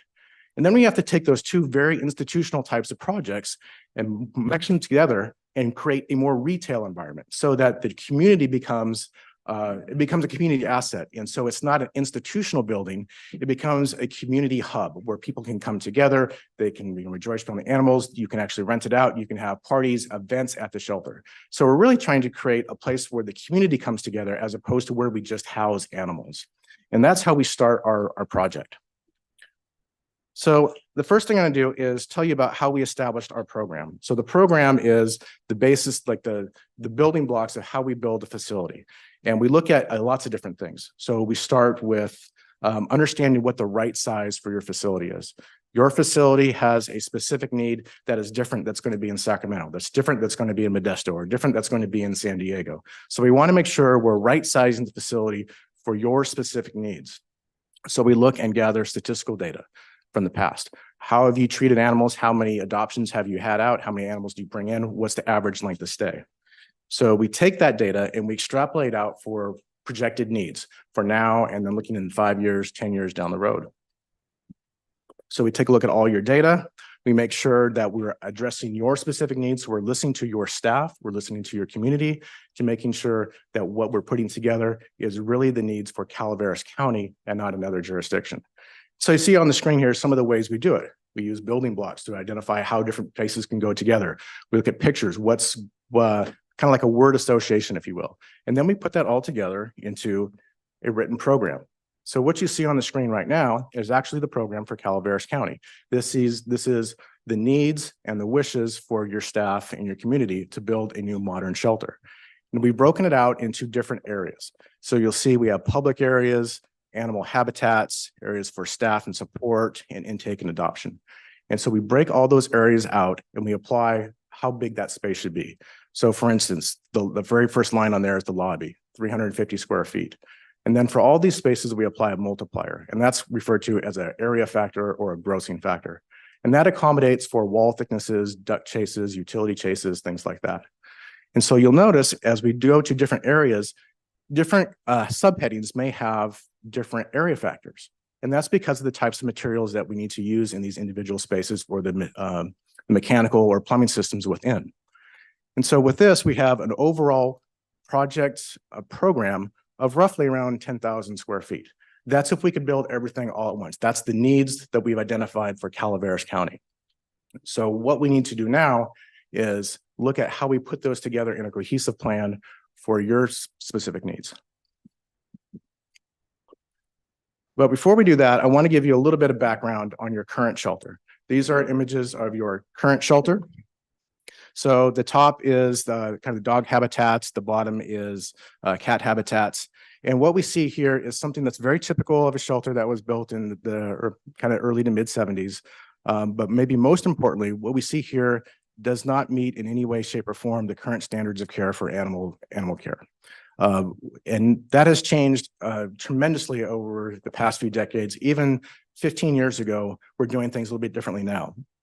So as we look at different animal shelters and our standards, one thing that's kind of a little bit hard to understand is if you look in the building code, you're not going to see a section in the building code that says, I need to have X number of square feet for a dog or X number of square feet for a cat. The standards for animal care are established by different trade entities. So the SPCA or the American Society of Veterinary Care or UC Davis Court School of Veterinary Medicine. They're the ones who establish the standards, and how they're enforced is through litigation, much like ADA is enforced through litigation. And so those standards have become the de facto norm throughout the United States. And so those are always evolving, much like ADA does. You know, every building code cycle you see ADA upgrades, but those standards have evolved over time. And so that's what we're using now. So they have established a minimum size for dog habitats, for cat habitats, air changes, plumbing, things like that. And so we look at those current standards and look at your current facility. Some of the things that we see in dog habitats are chain link fencing, drains that slope out towards the staff member. That promotes contamination and disease because we have fecal matter or other things that are bacteria in the kennels that can get on people's feet and that get transferred to another location. And so for dog habitats, we always want to see drains that flow towards the back. We see materials that are non-absorptive. So while we may have a concrete or concrete masonry base, we always put epoxy or a non-absorptive surface over the top. Your facility right here is concrete. While concrete is very durable, it's very absorptive. So anytime an animal urinates or defecates in a kennel, that is being absorbed in the concrete. And once it gets in that concrete, it is impossible to get out. Your cat habitats here, we have a lot of back of house program areas, which we see in the middle of the adoption area. And so we try to separate those out. We try to keep where our adoptions are separate from where our medical and back of house or operational program aspects take place. So as we look at new shelters, we have different ideas of what we'd like to do. As I mentioned before, we try to make this a place for community connectivity or a place where people want to come to the facility. And that starts at the front door. It's the first impression, if you will. So some of the things we'd like to do is make a good first impression and at the entry. So what you see on your screen are some examples of different shelters throughout the country. Some are relatively close to San Andreas here. And they don't need to be this elaborate, but basically what we're trying to do is create a patio or a place of entry for people to come in. And so when they're bringing an animal in or taking an animal out, the animal has a chance to adapt from the inside to the vehicle where they may be coming from. And it helps them put that at ease. When we look at cat habitats, cats are in the sheltering world a little bit more fun because they're very reactive to human interaction. And so we like to see some cats up front, and so you can get up front and personal. So you can see some images here of modern cat habitats where people can actually go into the space, play with them, but they're very, very visual from the front door. The cats also like to climb, they like to hide out, they like to interact. So we see different habitats on the different images on the screen here where cats can go hide, where they can climb on a wall. We also like to be able to put them inside and outside. And so there may be a spot where the cat can go through an animal door to the outside. It's still enclosed, but it can still play and get the natural air. So from a habitat standpoint, we'd like to see about 15 square feet per cat. And all cat habitats and dog habitats, I should say, are always divided. So you may have a habitat as a whole, which would be 15 square feet, but it's divisible where a cat might use a litter or food that's separate from where it actually lives. That's for disease control, and let's let the animal have some privacy. The same thing applies for dogs.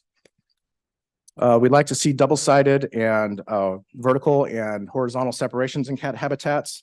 Most like all animals, we like to have natural light and visual enrichment. And that's one of the things that's really lacking in the current facility. Now, before I get into dogs, I wanted to talk to you a little bit about noise control, because noise control in dog habitats is paramount.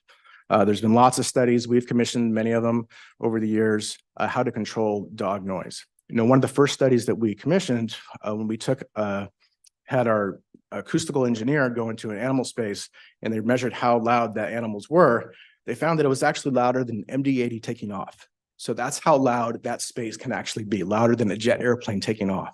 So you can imagine the stress that the animals feel in that space. Also, the staff that has to work there. If you're a staff member and you are constantly just barraged by that amount of noise, it's going to take a toll. So we can do some things for dog habitats that don't cost anything or cost very little. The first thing is to have the number of dogs. If we had a room of about 20 dogs and we just have that, then we can reduce about 8 to 10 decibels from there. And that's easy to do. So our dog habitats, we try to keep no bigger than 8 to 10 dogs in there.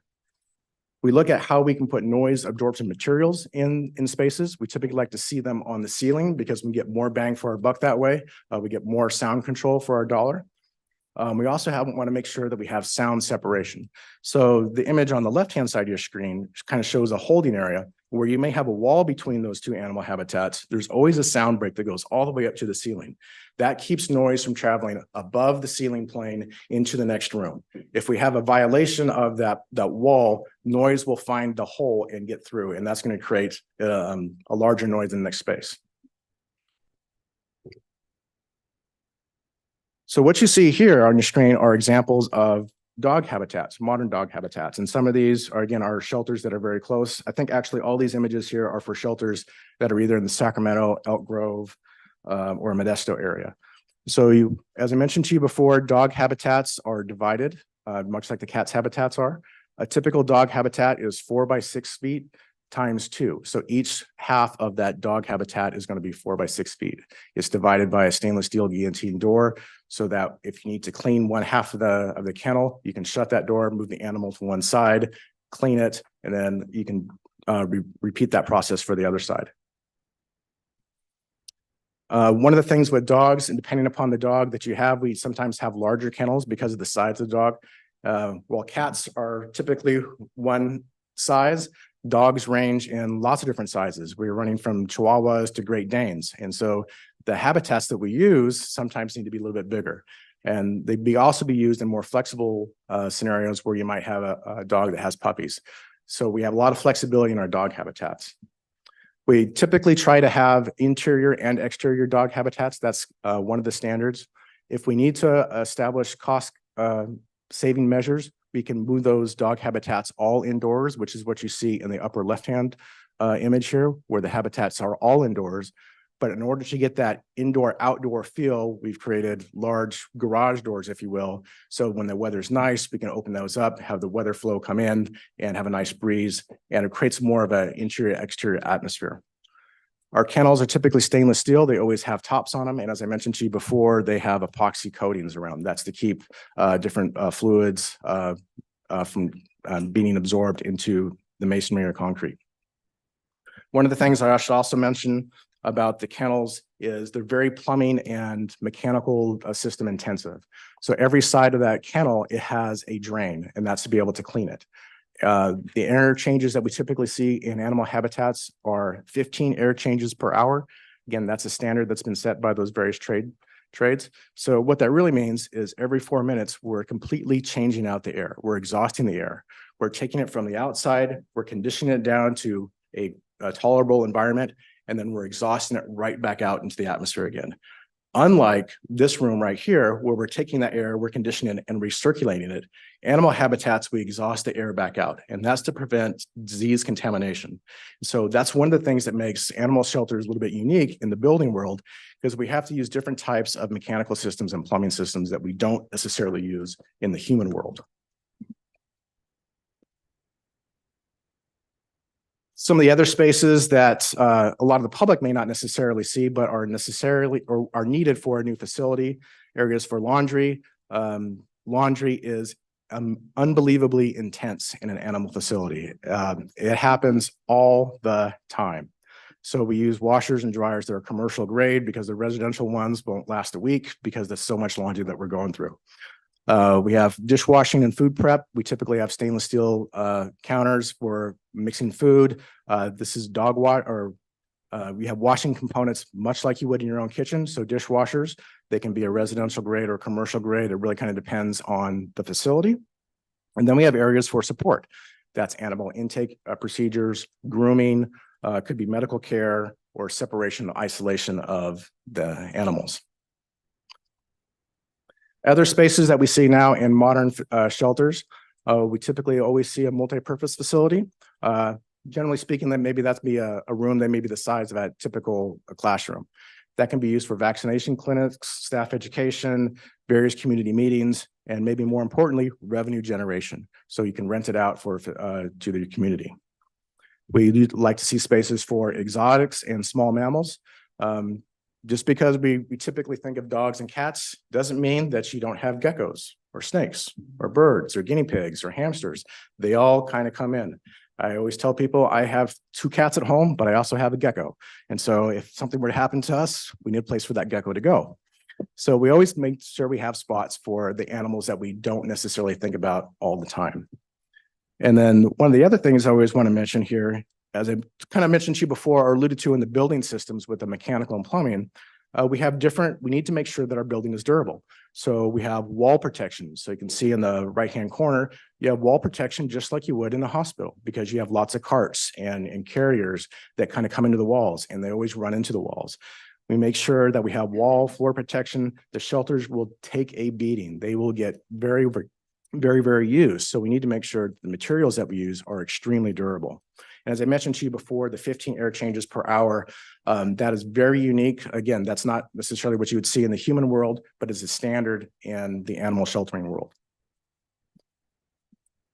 And while we've talked about the building itself, we need to talk a little bit about the outside of the building. So we need to have spaces where people can take the animal and interact with it before it becomes adopted. Or if you're holding an animal for a while, it needs to be able to get out and run around a little bit. So we have spaces for dogs can kind of run around, either through the staff can take them out or a potential adoptee can take them out. Cats like to have that interior outdoor environment as well. And we want to make that almost like a park-like setting, so people enjoy playing with an animal. So those are the fun parts of the shelter, but we also have what I refer to as kind of the not so fun. So it's the parking lot. It's a freezer where we have to store dead animals that sometimes we have to take care of. Where we have staff parking or trailers or emergency vehicles. That's where referred to as the back of house. That's where we don't want the public to go. That's really more for staff. And we also typically see sally ports. Much like in a custody environment, we need to have an area where we can transfer a person or an animal from a vehicle into the facility. and they will get out over time or, every now and then. So we want to make sure we have a sally port. So if an animal does get out in the transfer between a vehicle and the intake, that we're not having to run over the back 40 to try to capture it again. We need to keep it contained. Now, as part of the current shelter, we also took a look at your current large animal holdings. So we talked about dogs, talked about cats, exotics and small mammals, but you also have large animals. Those are horses, goats, pigs, things like that. Especially in rural areas, you see a lot more of this. We took a look at your current large animal, and it's adequate. I'm not necessarily thinking that we need to do too much. We would like to see maybe a barn in the future, but generally speaking, we can maintain with what we have there. So that's one of the things that we can kind of keep. On the screen, what you see right here are examples of, these are examples from our construction documents of the materials.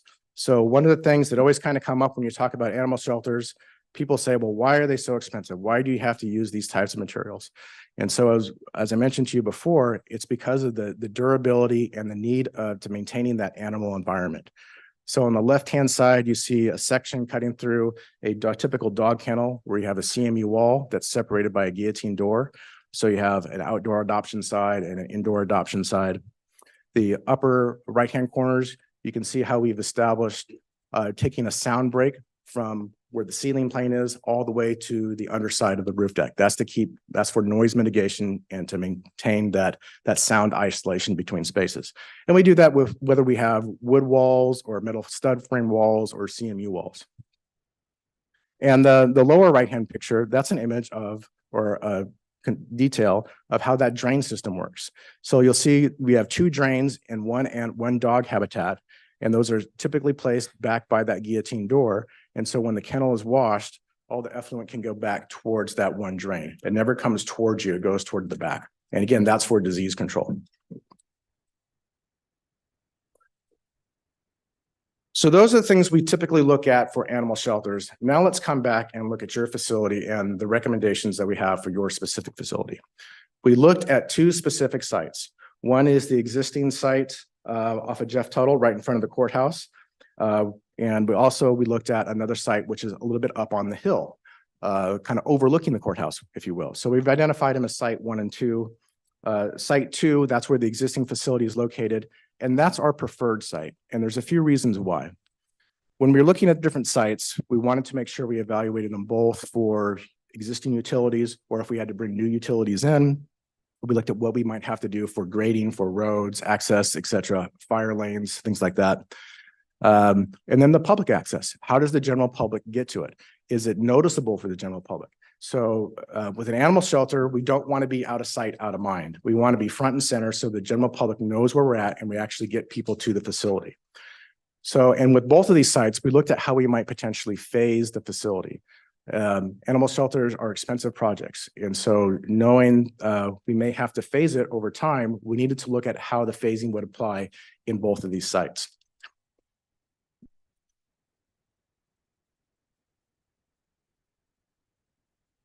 So what you see on your screen right now is our preferred site and our preferred building option, or how the building would lay out in a full build out.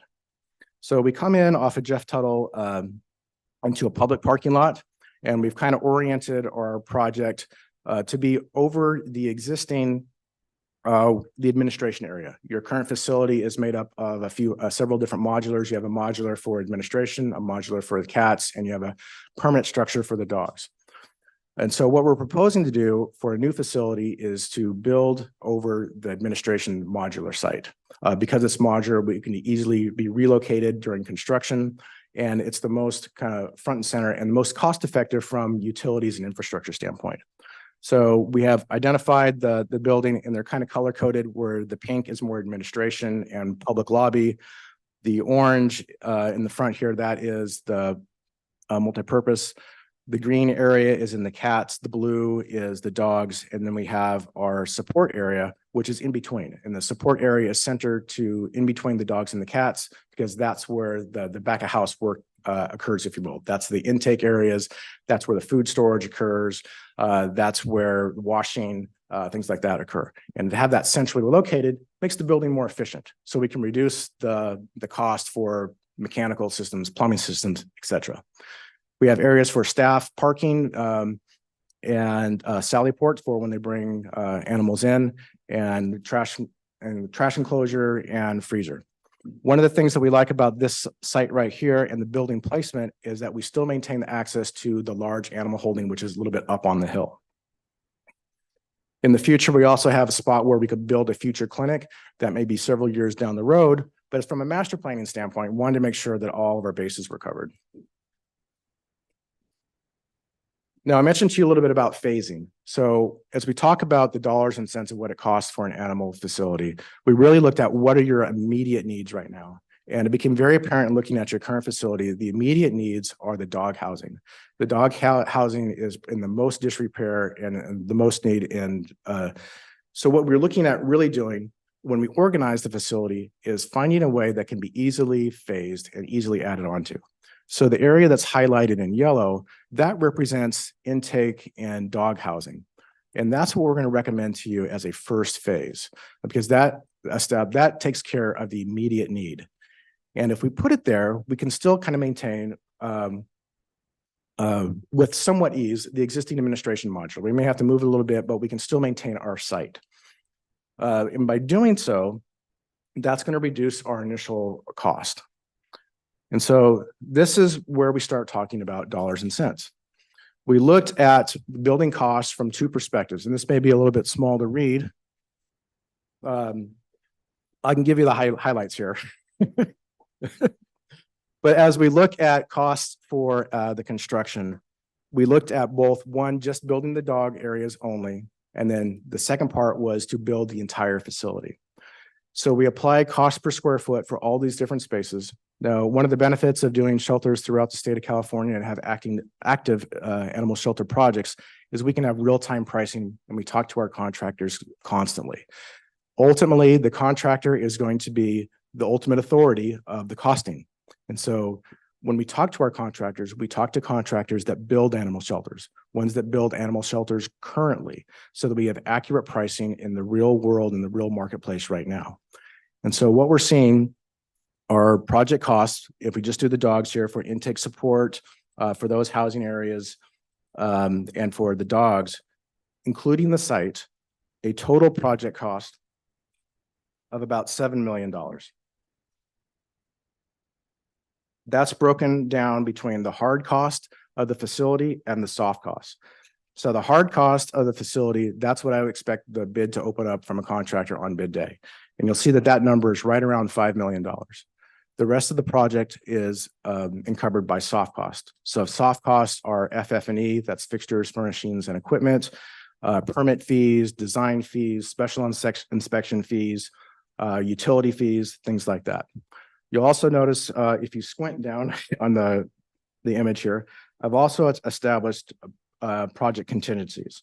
So I have escalation contingency of 5%, a construction contingency at 10%, another design contingency at 2.5%.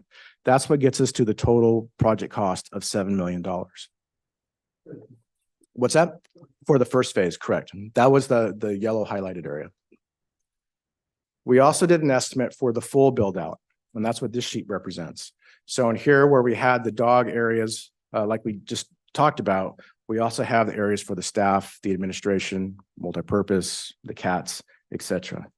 And what you'll see on the bottom line here is you have a construction hard cost of roughly $8 million, a project soft cost of just under $2 million for a total project cost of about 10.8. So that's the difference between that phase one, which we're recommending now, and the total project cost of the cats, the dogs, everything that I was just highlighting or showing to you on our plan. As I mentioned to you before, that is our recommended site.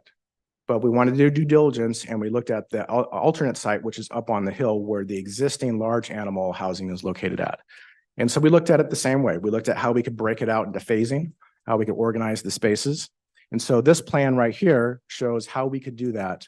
The upper right hand, that is the dog housing. It's a little bit of a reduced program from what we were showing on our recommended option. And then we have the cat and the administration areas on the lower left-hand side. In this scenario, it's actually more expensive. And that's one of the reasons why we're recommending our preferred site. In this scenario, even with a reduced program of dog housing, we're looking at a total project cost of roughly just under $8 million. And that is because we have added infrastructure cost. We have additional grading. We have to bring in new fire roads up to that area. It's a little bit more out of sight, out of mind, which is something we're trying to avoid a little bit with the sheltering. And so this shows a phase one cost of, again, just under $8 million. And if we were to build a full build out on that first site up on the hill, we see a total project cost of about 13 million. And that breaks down to a hard cost of about 9.6 and a soft cost of just over 2 million. And so you can see by putting the facility up on the hill where the existing animal housing is, it actually increases the project cost considerably. And so that's one of the reasons why we're recommending the existing site off of Jeff Tuttle right off the entry. With that, I would open it up to the board for any questions that you may have. Board members, do you have any questions before we go to public comment? Supervisor Toffenelli? On your phase one, that was $10 million. Well, I just want to know, when we're looking at the top view that you had of the whole area. So this right here? That's fine. Yeah. What does this include? I mean, if you're going to put equipment in there and level that and grade it all down, are you going to, I mean, because you got a distance from where the existing is all the way to the back. How is that all going to be included? The parking lot that you have there all graded down? Otherwise, they're going to be a trail going back there every day. Well, this right here is the existing site, and it generally already graded. There is grading that would have to occur, but one of the reasons why we like this is we have minimal grading and we have existing infrastructure there. What we would need to do is relocate administration, and I think there's the Friends of the Shelter facility. That would need to get relocated during construction. Does this include all that? Just $10 million? Yes, Okay. those are built. Those are built in soft costs. Is it all included? Yes. In that? What we did not identify, however, where that location would be. Like if administration were to move to a different location, we did not specifically identify where that would be. I think staff has maybe had some discussions on where that could be, but I would probably defer to them on that. My understanding was that taking it from site one to site two saved us about $2 million as far as grading and utilities. Yes, that's exactly right. So that was the reason for then, and then administration and focus would move somewhere else. Correct. And then the dogs would go pretty much back where the focus trailer is now. That's correct. Up practically halfway through administration. Yeah, so on this image right here with the highlighted area, that's the phase one. So that's what we're saying was the $7 million project right there. That yellow area is generally speaking where that focus trailer is right now. And I said 10, maybe I meant the $7 million phase one, $7 million. We can do the 10 million, which we want. Here, is that a question? Yeah, I'm done. Martin, do you have anything else? I have further things to say, but I'll wait. Very well, then we'll move on to public comment. I would remind the public, you're gonna have 3 minutes. This is not a question and answer, so do not try to start a dialogue. We will circle back on this after the public comment. I want to make sure everybody's got a chance to be heard. Sir, you're first up. Jim Wick. A lineup that makes it a little faster. Name is Jim Wickman, 544 Spyglass in Angels Camp. I just want to go on to comment that this is a very much needed project. And I think the board would consider, and you'll like this decision, you should consider the entire project now, not doing it in phases, because you would have the same problem you're having with that road contract right now, is you know what the prices are now. Spend what you have right now. If you wait 2 or 3 years to do another phase, guess what? The prices are going to be higher. So he doesn't have to come back to the well the second time. Do the entire project while you're doing it. The animals will thank you. Yeah. I know we're all very excited about this, but generally we don't do the play. You could do the happy hands, but I will try to keep them moving. Mr. Thomas. Yes, hello again. I was very involved in the previous design attempt on this site when I was on the board of the Humane Society. So could you put that slide back up where you show your phase one? Oh, okay.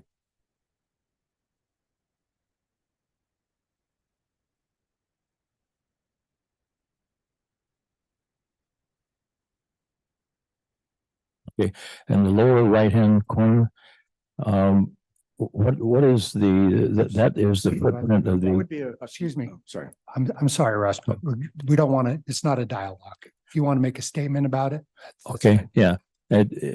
I was just confused about whether that's new construction over there, or is it only on the left-hand side where you're considering the $10 million project? And I would also encourage you to don't lose sight of the fact that you have a fabulous opportunity and up over the hill for your large animal intake, and don't neglect the fact that you have access to Murray Creek Road on the back. You could reduce your traffic flow significantly if you consider having an access road going back there. That was always our intent to do that. And the picture that you had on the screen originally when you started was a lot of glass, and I was fearful that was going to be facing south, but I see it's going to be facing east, which is good.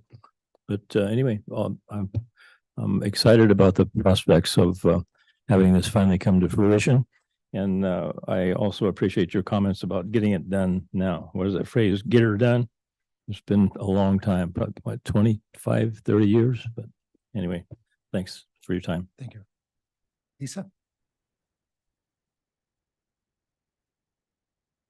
Good morning, Board. Lisa Medina, Environmental Management Agency Administrator and Animal Services Director. First of all, I want to thank you. I also want to thank everybody here too. It's a real nice turnout for listening to this presentation. I'd like to thank our administration team for working so hard to get this in motion. And I also like to thank LDA for an awesome presentation. Thank you very much. Continuing to maintain the degrading conditions and infrastructure of our current shelter impacts not only our animals we are charged with, but also the morale of the humans that care for them, including staff, our volunteers, and our community. A new shelter would not only greatly benefit and enhance the health, safety, and welfare of our animals, but would have a positive morale impact on humans that work daily under current challenging conditions. These past few years, we have seen our shelter operations enhanced by improvements in operations and procedures, working with our Calaveras Humane Society rescue groups to find homes for all our animals, including dogs, cats, yes, snakes, pigs, horses, emus, parrots, chickens, goats, sheep, and even an occasional guinea pig or two. We also have the addition of our cat and dog foster program, ongoing partnerships with our focus members to facilitate our highly successful rabies and microchip clinics, which not only protect our Calaveras animals, but protect our community members and our humans as well. A new shelter would be a welcome addition and would also provide a more welcome environment for our members of our community, which leads to more visits and more adoptions. We will continue to provide the care, love, medical care, and companionship for the animals in our care currently, while meeting our humane shelter standards of care. Thank you for listening. Thank you. Other public comments? We just need everybody to remember that the data that you were given originally, 90% of the dogs that we take in are big dogs, big dogs. So we need big kennels. That is imperative. We have a lot of injuries in the kennels that they are now. I mean, us old folks, when we're taking dogs in and out. And so it's imperative because we have so many big dogs. And Mike, where to go, can verify my data. Thank you. Not seeing anybody else standing up to speak. So is there anybody online? There are no online requests. No online. I'm sorry. Oh, yes, ma'am. Hello, my name is Marga Wickman, 544 Spyglass in Angels Camp, Greenhorn. And I am very much, I have dogs and I'm a dog lover. I'm very much involving next door, and on a daily basis, I see ads where they find dogs that were just abandoned.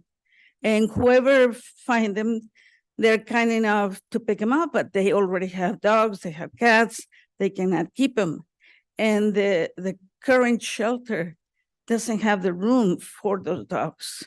So what is gonna happen to those dogs? So this larger facility is very, very much needed.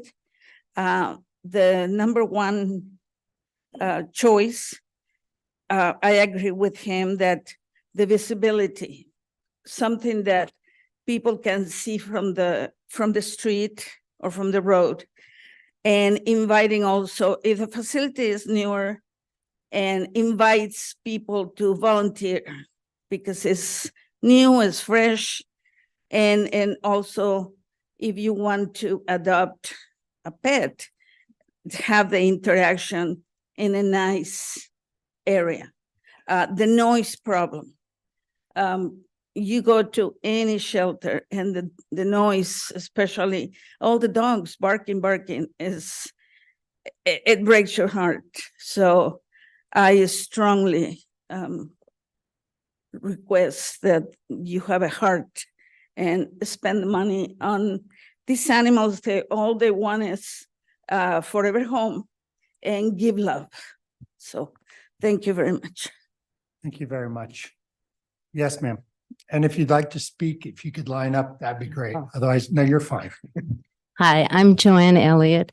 I'm on the Focus Board. I was on the Humane Society Board with Russ for 12 years. So this has been a project since I've been on, came to Calaveras County. So I have to say your presentation was excellent, very, very impressive.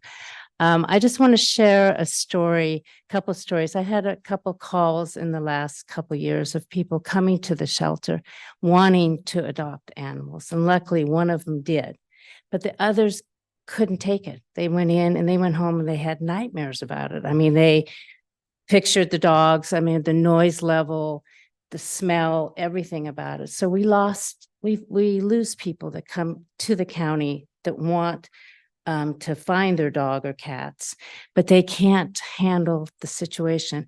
And truthfully, I can't. I've gone in a couple times and I go home and it bothers me. And I'm really hope that you do consider doing it, finishing it, because we need it.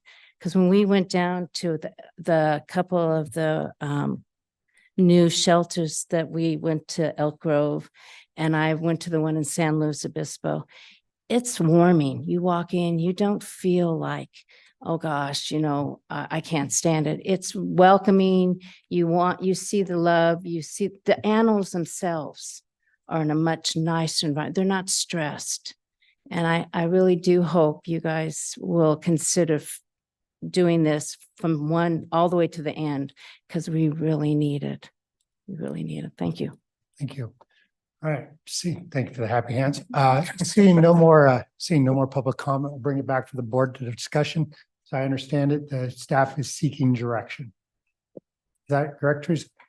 That is correct, Chairman Garamendi. As you know, we have approximately $4 million program for this project right now. Clearly, that's insufficient to fund even the first phase, let alone the entire project. So we are looking for direction from the board on how you would like us to proceed.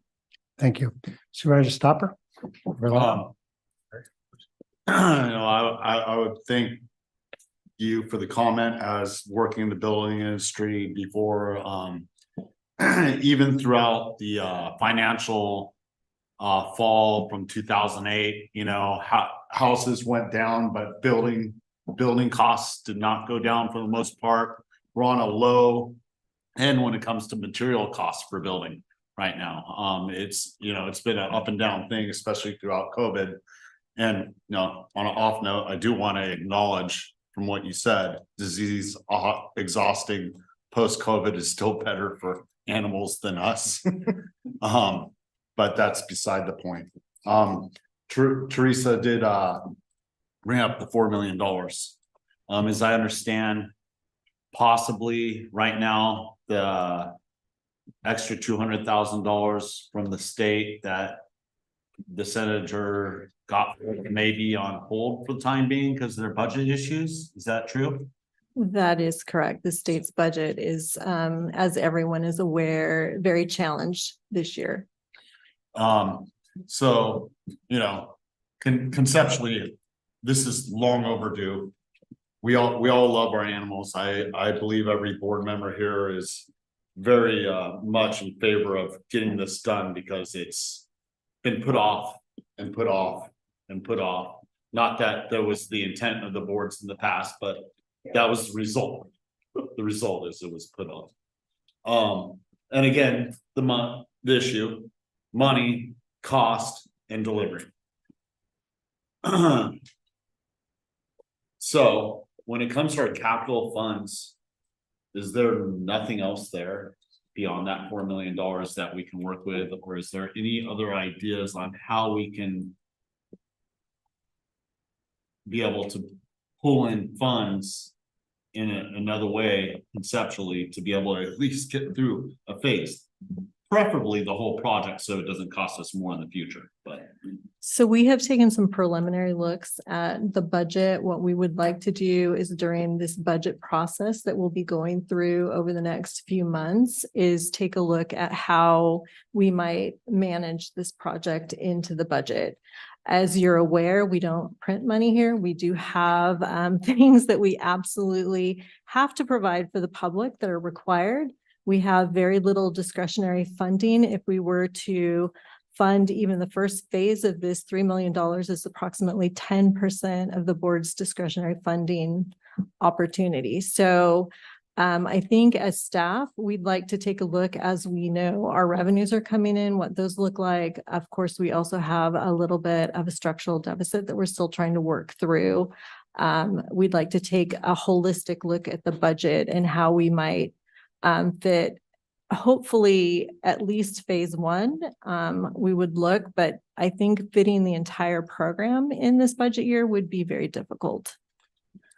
With that, you know, understanding, and I appreciate all the work that we've gotten through with your staff and now with you in the lead to be able to get that structural deficit down from $9 to $10 million down to near $2 million and change is great. And I think that, you know, moving forward, that is my direction is let's get a correct accounting and then try to move forward on as much as possible moving forward.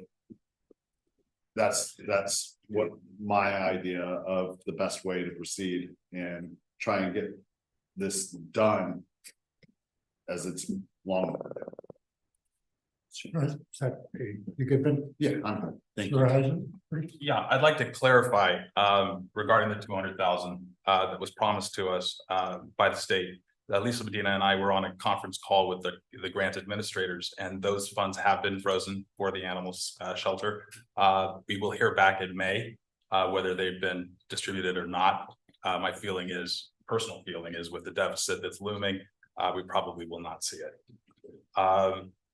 I also wanted just to jump in and say thank you to administration for going through the hoops and getting us this far, and to Eric with LDA, obviously. I don't know any other facility in Calaveras County, and I would love if somebody would point it out, where people work in such substandard facilities. I just don't. And I think, Russ, your point that this has been going on for years and years and years. The question I did want to ask, actually, as I continue, is I believe that 4 million, there's a ticking clock on that money. Is that correct?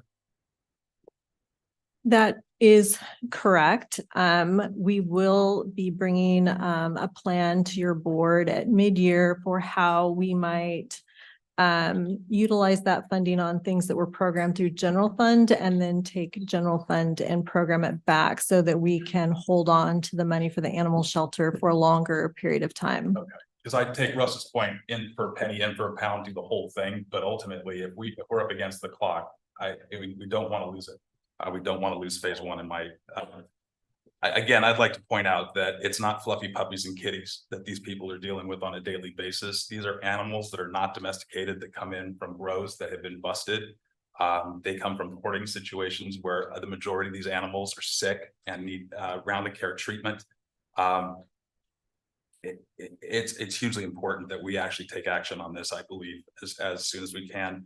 I'd also like to say regarding the design, the one note that I had, Eric, which I know I've spoken to you about before, is I don't think that we need something that's as grand. I get your point that we need to be in the forefront, but I think if we just need something that's usable.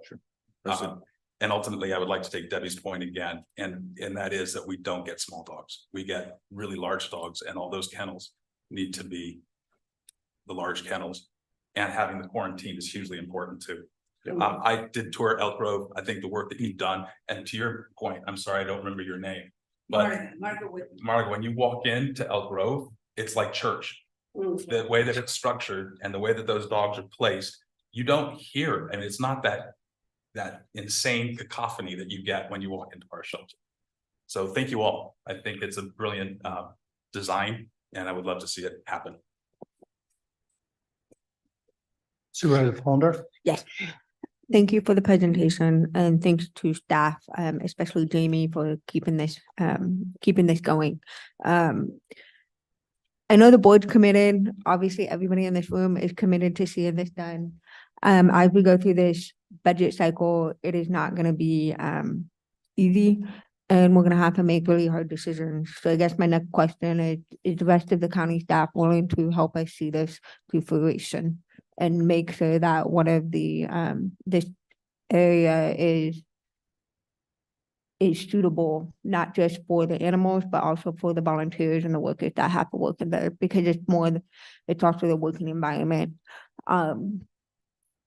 So it just is everyone everyone on board, because this board is going to have to make cuts in the future on other services that are happening or other wants from departments. And so I just want to lay that out on the table now, because it is going to get very uncomfortable the next couple months. Supervisor Toffenelli? Yeah, thank you, Mr. Chair. Your estimates are designed or based off your design drawings, correctly? We don't have construction drawings. That's correct. So it may change once we get construction drawings and engineer drawings, that those estimates can go up or they could go down. That's correct. On what's in those engineered drawings. Yes, the estimates we put together so far are based upon shelters that we either have recently completed or in design that have been priced out and vetted through contractors. But we do not have construction drawings at this point. Yeah, but still without, we go up RFP with construction drawings. Yeah. There could be some changes too, once we go out and get the drawings designed, engineered, and those drawings submitted back to us for our approval. That there could be some changes in it that could lower the prices. I think we had somewhat of a conversation when you made the presentation to me here, that there are some ways that we could maybe reduce some of it. But that being said, and Russ was on board when I was here back in 2009 or 10, which is part of this when we're talking about the state withholding $200,000 that they had promised to us. And we had a big thing here with a big check. The state withheld funds from us for their budget back then during what was the recession area at the time. They have a big situation here with a big deficit. So, we're at the mercy of the state. So when we're talking about them withholding that $200,000, they've already done that to the schools. They could be doing that again to us coming up in the coming parts, and at least we won't know until May or June if they plan on doing that. Because we get two installments yearly. When you write your check for your property taxes and it says Calaveras County Treasurer, all that money goes directly to the state, and then they send money back to us in June and December.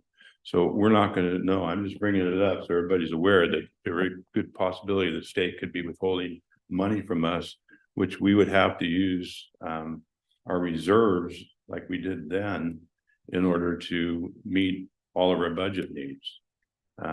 not to put any damper on this, because I'm 100% behind this, 100%. And I just would like to know what the state is going to do so we can move forward planning on it and maybe find some money. I have some ideas, and I have some ideas if we can move forward here and give direction to staff to at least go out and get the drawings done on this, so then we can have a hard handle on exactly what the costs are going to be. I think that's what we should do, and I think we should have design drawings done for the entire project, not just phase one. I'm in favor of trying to get as much of this done at one time. I agree with you. It's only going to get more expensive later on. It may, and what he's estimating at 10 million now could be 14 million if we try and go back and with the cost of everything going up. But I would like to at least propose to staff that they go out with the money we have right now on hand for this project to get those drawings done, so we can have a better idea and look at exactly what we're up against to get it finalized. Sure, stop. Just around back, I concur with Mr. Toffenelli. I would like the design, because that'll tell us what exactly to look for, and then it's another step forward towards, realization of the project. That said, that and the final thing with budget going into the 2024-25 fiscal budget and finding out what the state's actually doing, because that's the reality. We all see the need. The reality of it is it goes down to the bottom line when we do the budget. So we have the money now for the drawings. Let's get it done and then move on to the next phase. Thank you. See how much we can get done. Thank you. I have to admit, when we put this $4 million towards it, and let's be clear, these are $4 million we could have used on anything in the county. Could put it in parks, could put it in roads, could put it in libraries. We chose to put $4 million, which is probably our largest capital aside from the DA's building.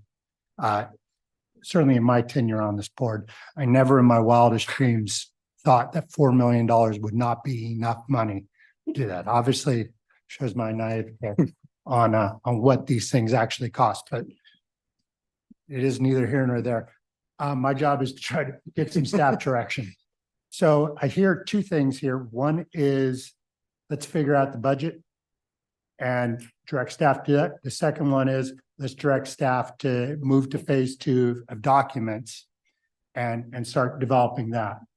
Does that sound like the two options that we're talking about, board members? Yeah.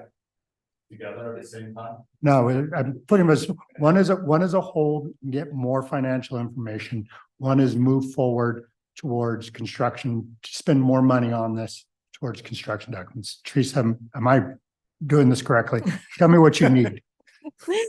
So, quite frankly, both of those things should be discussed. If you want us to move forward with construction documents, as Supervisor Toffenelli has indicated, that would probably help us nail the budget down even more. However, we still are in a very uncertain budgetary time with the state's budget. I think a number of board members have brought up their concern over what could happen with state funding that normally would come to the county, and we don't know exactly where we're at with that right now. But we certainly would move forward with the construction documents and then also look at how we fund the different phases of the building. I totally agree with the public. The best option would be to build the entire thing at one time. I'm just not sure that the county is going to have the capacity to do that in the immediate future. So we're trying to get something for the dogs as quickly as possible, because we do realize that's our greatest need. Thank you. If I could ask a question, what is we've got $4 million. Is there nothing we can do with our existing? Is there nothing we can get done with this $4 million? Because I'm very concerned that, as my fellow board members have pointed out, we've got $4 million. We don't have more money. If we want to get something done, that's kind of what we've got. Chair, could I jump in there for a second? Because that was a question that I was going to ask is, number one is what happens to administration and focus if the dogs phase one goes into that area, where do they get relocated and how does that work if we're not able to do phase 2 and 3 for a long time? But also what I wanted to ask is if 4 million is all we're ever gonna get, why don't we just demo what we have as the dogs right now and build the dog what we can for $4 million in that section?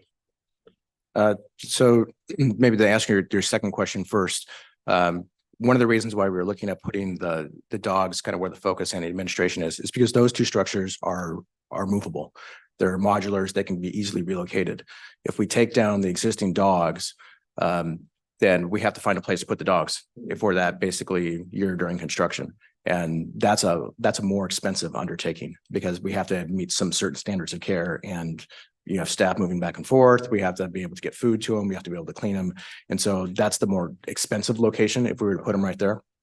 And then the other part is looking long-term master planning. So even though we may not be able to do, phase 1A or what have you, I want to be able to set it up for the future. If 5 years, 10 years down the road, you do get a windfall and be able to do it, we're not having to go back and reinvent the wheel.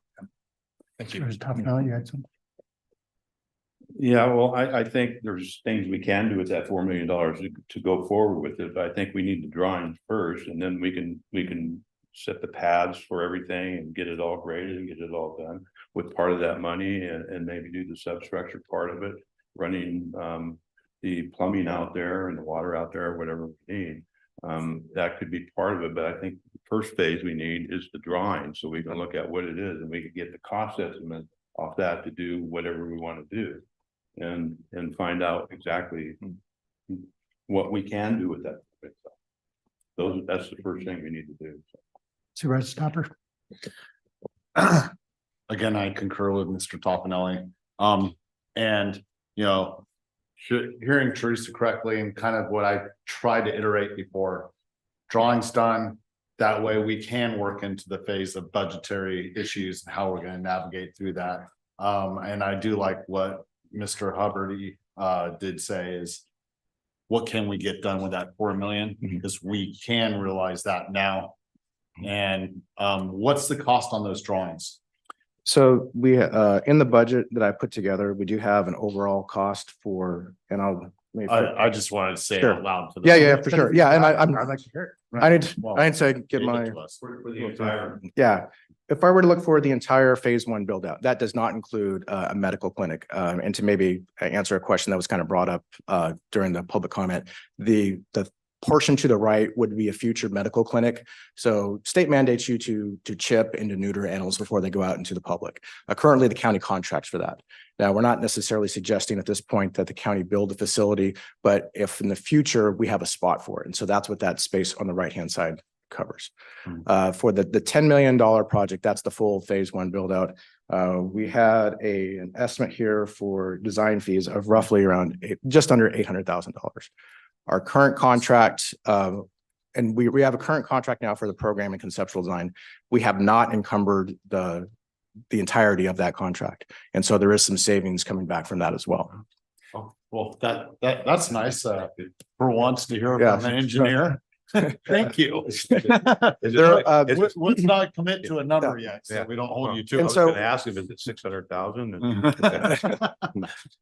And one thing I might add to, we talked a little bit about the Elk Grove shelter and, to get costing. So for the Elk Grove shelter, that was actually done in a similar way that you guys are discussing right now, where we did the drawings for the entire facility, but did bid alternates. And so we had a cost for a base bid, which was much smaller than they actually built, but then also additive alternates. So that the city council at the time could see what each portion of that project would cost. Ultimately, they decided to build out the whole thing at the time, but the drawings were parceled out so that it could be partitioned out, if you will, from a cost standpoint. I think that's what we're asking for right now, at least a few of us. So that's something I could agree for direction overall if as one. Gotcha. We've got my position is I'm very hesitant to spend $800,000 on a plan that I have a hard time seeing us accomplish. I think about, the Rolling Stones, you can't always give what you want, but you might get what you need. I'd really like to take another look at this and figure out if we could get what we need for $4 million, because I'm concerned we're going to spend $800,000 on a plan that we're going to put on a shelf and wait for manna from heaven someday. Unless anybody brought their checkbook in the room, we've got quite a deficit ahead of us. So, and I hear what Supervisor Toffenelli says about the risks. So my job is to build a consensus amongst this board. My position is I'd rather send it back and resharpen that pencil and figure out something we can do. I'm hearing what Supervisor Toffenelli and Supervisor Stopper are saying, which is to move ahead with planning documents. So it's not a vote. So let's just kind of go down the road and tell me where you're at. I think I understand. Did I state your position correctly, Supervisor Stopper? Yeah, and I think that's part of what, that's my perspective.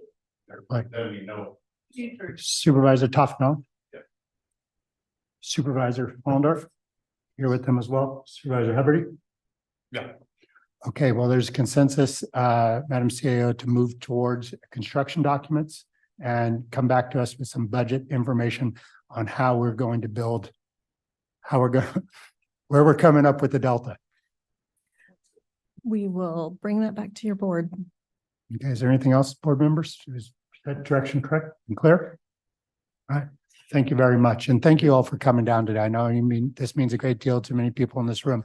And obviously we're struggling to figure this out. So thank you. And we'll give you guys, if you guys are leaving, we'll give you a second to clear out before we start up the next agenda item.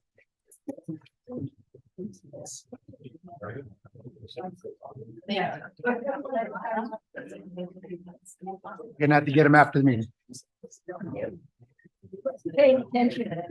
No, okay, thank you. Thank you. Thank you. You did a really good job, Mark. He's good. He's a good consultant. Good job, Jamie. Thank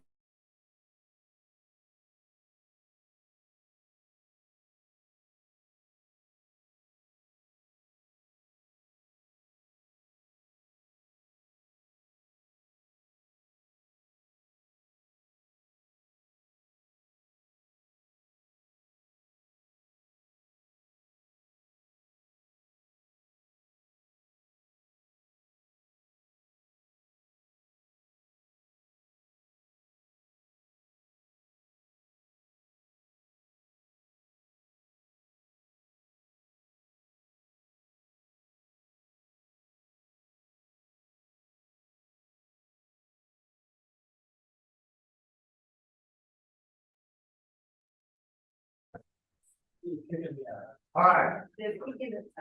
Ready, Susan? All right, we're back in order. Item number 19, human resources. Stacy? Item 19, resolution, human resources, approve a resolution establishing a new non-DOT county drug-free workplace policy effective February 23, 2024. Good morning, Chair Garamendi and members of the board. Judy Hawkins, Human Resources and Risk Management Director. I am bringing before you today a new workplace, drug-free workplace policy. And this will take the place of the policy we have rescinded from our ordinance, which will be in effect in 30 days. The new policy meets all of the requirements under state and federal laws to have a drug-free workplace. The new policy lays out better definitions as what that means, and so how we achieve the drug-free workplace.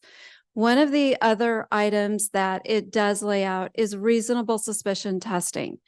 And so if we are going to have a policy that states you cannot be under the influence in the workplace, we have to also have a way to make that happen. And so under the reasonable suspicion testing, having this in our policy is not a catch-all trying to catch somebody doing something wrong. It is making sure that all of our employees in the workplace is not under the influence and are being able to do their job, which is also fair for those around them. With this reasonable suspicion testing, we are making sure that all managers and supervisors, anybody that manages staff, has the appropriate training, which is a training specific to alcohol, the science of being under the influence of alcohol, and then also being under the influence of drugs, both legal and illegal. The new policy also lays out state requirements, SB 2188, which means we will not discriminate against off-duty cannabis use. And so we do not, for example, our law enforcement no longer asks questions regarding past cannabis use. And so we are not discriminating against any off-duty use, but we are ensuring that employees are not impaired on duty. And so I would be happy to answer any questions regarding our new policy. Questions from the board, Supervisor Palmer. Just to clarify though, the off-duty does not, when you're saying the federal regulation, anyone that has to hold a DOT This license, I just want to make it clear out there to the county employees, if you've got to hold a DOT license, that you still can't. Correct. And this policy specifically states those that it covers is those that are not under the DOT policy, which under federal law, cannabis is still considered an illegal substance. And so this is strictly for those that do not fall under DOT policies, which is a separate policy. To clarify that even further, alcohol's is not a illegal substance, but it's still, if you're drunk, or test positive for that at the time, you violate DOT also. But the question when it comes to cannabis is with the timing of testing and whether they can prove that somebody's on it or not, or if they priorly smoked it during their off time. Is that correct? So there is, the science is still developing as far as testing on the reasonable suspicion side. And so one of the things with cannabis is that there is psychoactive metabolites and non-psychoactive metabolites. And there is a saliva test that has been perfected in Australia, which they are beginning to use in the US, which detects the psychoactive metabolites from THC, which means most likely you are impaired at that time. But it's not just the testing, it's also the reasonable suspicion is what is really important. If somebody is acting in a manner that is not normal for them, they're falling asleep at their desk, they're doing things that is just very outside of what they would normally do. This is also why we require a manager or supervisor to say, yes, they are acting in this manner. They give us the list of why they feel they're impaired. And then we will call in for the testing. HR also confirms that the employee is meeting the standard that requires reasonable suspicion. So it's not, when we worked closely with SEIU and other bargaining units over this policy. And one of the concerns is that you may get a manager or supervisor who's picking or targeting an employee. And so I have staff that is also trained. They will sit down, go through the list of reasons why they feel this person is impaired, and also confirm that there is solid reasons to call for the testing. The person is placed on paid administrative leave. This is not a policy that we're trying to terminate people. We're trying to make sure that we have a healthy workforce and that we're also helping people get the assistance that they need. And of course, this is a case by case, depending on, if we have somebody under the influence of alcohol driving small children around, that is egregious. And so it is a case by case basis. Thank you. You already answered part of what I was going to follow up with. All the unions and associations moving forward have already worked this out and are agreeable to this. And also, this is pretty much cut and dry from my viewpoint. It's updating something that we have had on the books for quite some time once again, and it's bringing it up to date. So I appreciate the work, and I see it pretty cut and dry when it comes down to it. Yes, and I do want to point out that so our law enforcement, those that are under DSA, and our probation officers fall under a different policy, and it does state in our policy, their policy is a little bit stricter. It also outlines like undercover work and things like that with law enforcement. So there is a little bit different. I will tell you their policies are also being updated regarding off-duty cannabis use. Post has confirmed that is being done. So Supervisor? I just wanted to say that I had no idea that we were so out of date until I read the new one. It's pretty impressive. Let me ask you about CBD, people that take it for pain relief and or to sleep. How does that, I mean, that wouldn't affect your daily. So CBD is No, it's not, yeah. So it depends. And one of the things that people need to be very aware of, and I will say that the unions and I came to an agreement several months ago, but we've been doing a lot of research to make sure we could back up what we are telling you. But a lot of CBD is not lab confirmed, the level of THC in it. Because I know that there's some that will order it off of Amazon and it says, no THC, but there have been cases where, and we actually have had that happen here. We had somebody under DOT test positive for cannabis, but they're like, I've never touched cannabis. And in researching it, it came down to a CBD that he was using that said no THC, but it still had THC in it. And this is where we work with the employee. It's not a case of we're trying to, I gotcha, now we're going to terminate you. We do investigate, like in this case, and then the person actually did just a substance abuse program, which they did fantastic with, and there's never been another issue. So I think that's where it's just making sure, and we are educating our employees, we are educating our managers and supervisors. Thank you, Chief. Any other questions from the board? Public comment on this item. This is an action item. Any public comment online? There are no online public requests. Okay, seeing none in the room, I'll bring it back for a motion or. So moved. Second. By Supervisor Stopper, second by Supervisor Toffenelli. All in favor? Aye. Opposed? Passes 5-0. Thank you very much. Thank you. All right. Supervisor announcements. Board members should make brief reports on any meetings attended at the expense of the local agency or make other announcements or report out. Supervisor Toffenelli, did you want to start? All right, very well. Supervisor Stopper?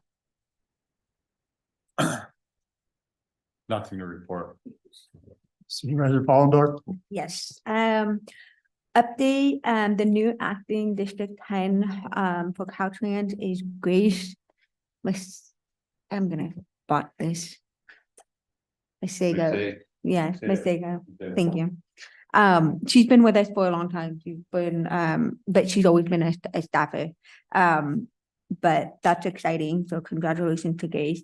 And then I'm just letting the rest of the board members know that February 8th, we will be having another meeting in Tuolumne County at the OES office with producers related to the structure of what the slaughter processing would look like. So we've had a number of meetings in the fall, and now this is kind of to bring all those individual meetings into one big meeting with everyone in the room, to really put what the producers want to see. And Supervisor Haft from Tuolumne County will be hosting and moderating, and then we have Brian and Teresa from the UC Extension attending. And Flavie, although she is now with Arizona State, she will be attending via Zoom to help with the transition to the new UC members or staffers. Thank you. Supervisor Hubbard? Thank you, Chair. On the 11th, I attended the Agency on Aging board meeting, and on the 22nd, the CSCSA meeting. Both organizations are healthy and doing very well. Nothing to report there. I just wanted to give a shout out to Public Works Administration and the CMCAA for helping to get burn buddies done. It looks like we'll be able to get that contract signed this week. Thank you. And since I'm next in line, and we'll come back to you, Gary. I attended RCRC last week because he re-elected as chair of Golden State Connect Authority, which hope to break ground this year and get that moving forward. So I'll get to wrap that up. And I also joined a subcommittee, which would be of interest to this group for what we're calling Williamson Act 2.0. So 40 rural counties sit down, talk about the Williamson Act with Department of Conservation and see how we can fix it systemically. And hopefully get some of those subvention funds back to the county as well. There you go. Supervisor Toffenali, you had some items? Yes, thank you, Mr. Chair, and congratulations to Supervisor Hubbard for being elected chair for the Central Sierra Child Protection There Agency. you go. Get one of these. I want to talk a little bit about our general plan, and one of the elements that in our recently adopted plan requires the county to have an ordinance in place protecting historical buildings and lands. And it's currently being worked on, but like the state points out that it takes a long time in order to get something out and done. And when they do finish it, it has to go to the planning commission first, and they have to go through it and make their comments before it eventually comes to us. And there's some things going on that I think maybe we should look at having staff prepare an urgency ordinance for us that addresses this issue with our historical buildings and lands. It's not unprecedented. There's a number of counties and cities within the state that have emergency ordinances in place or had them in place prior to adopting their ordinances, permanent ordinances. Palo Alto is one, Redondo Beach is one, Tahoe Sierra Preservation Council, Davis, Pasadena, City of Maywood.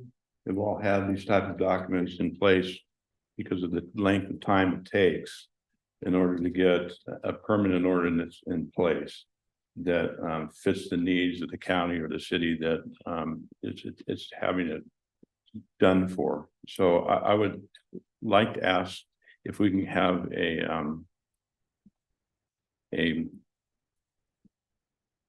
have staff put together an urgency ordinance addressing that and get it in place while the new one or the permanent one by planning is being taken care of. Yeah.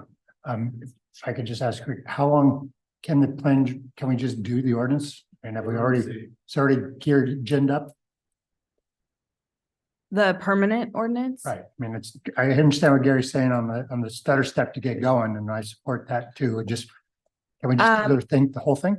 We can, but I mean, I think Supervisor Toffenali is right in terms of a time frame, and given the zoning code update that's being worked on right now and some of the other ordinances coming out of planning, realistically, I don't think that's going to happen, right away. Okay, so what I'm seeking is consensus on the board to direct staff to bring back a urgency ordinance for historic preservation. For us to look at and have a conversation about. Okay. So everybody, Supervisor Stopper? And we can't have a discussion on the topic itself, just direction. Well, to clarify my point for direction, will this hold up any other parts as we move forward when it comes to implementation?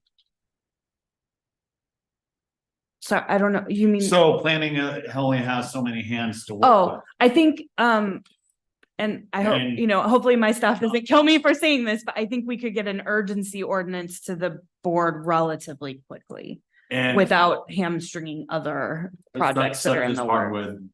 I believe that it would not affect those. Okay. Yeah. Very good. I can support that if that's the Yes, case. and I'd like to follow your thing. We've already had an agreement on the hardwood, so we should be seeing that. And we already did that discussion, gave direction to staff, it should be in front of us. Yeah, and I think that there's just a couple last pieces that weren't part of it and need to get drafted, but yes, I believe it's on the way in the pipeline. Teresa, good with that? So you got direction I think there's consensus here to bring back the urgency ordinance as Gary put forward. And it sounded like there's also a desire to see that hardwood back in front of us as soon as we can. We will bring this forward. Yes. Supervisor Toffenali, is that? That's all I had. Thank you. Thank you. Seeing anything else in the room, Madam Clerk, anything else we're forgetting? I don't believe so. Madam CAO, Nothing for me. Madam Council. Very well, this meeting stands adjourned.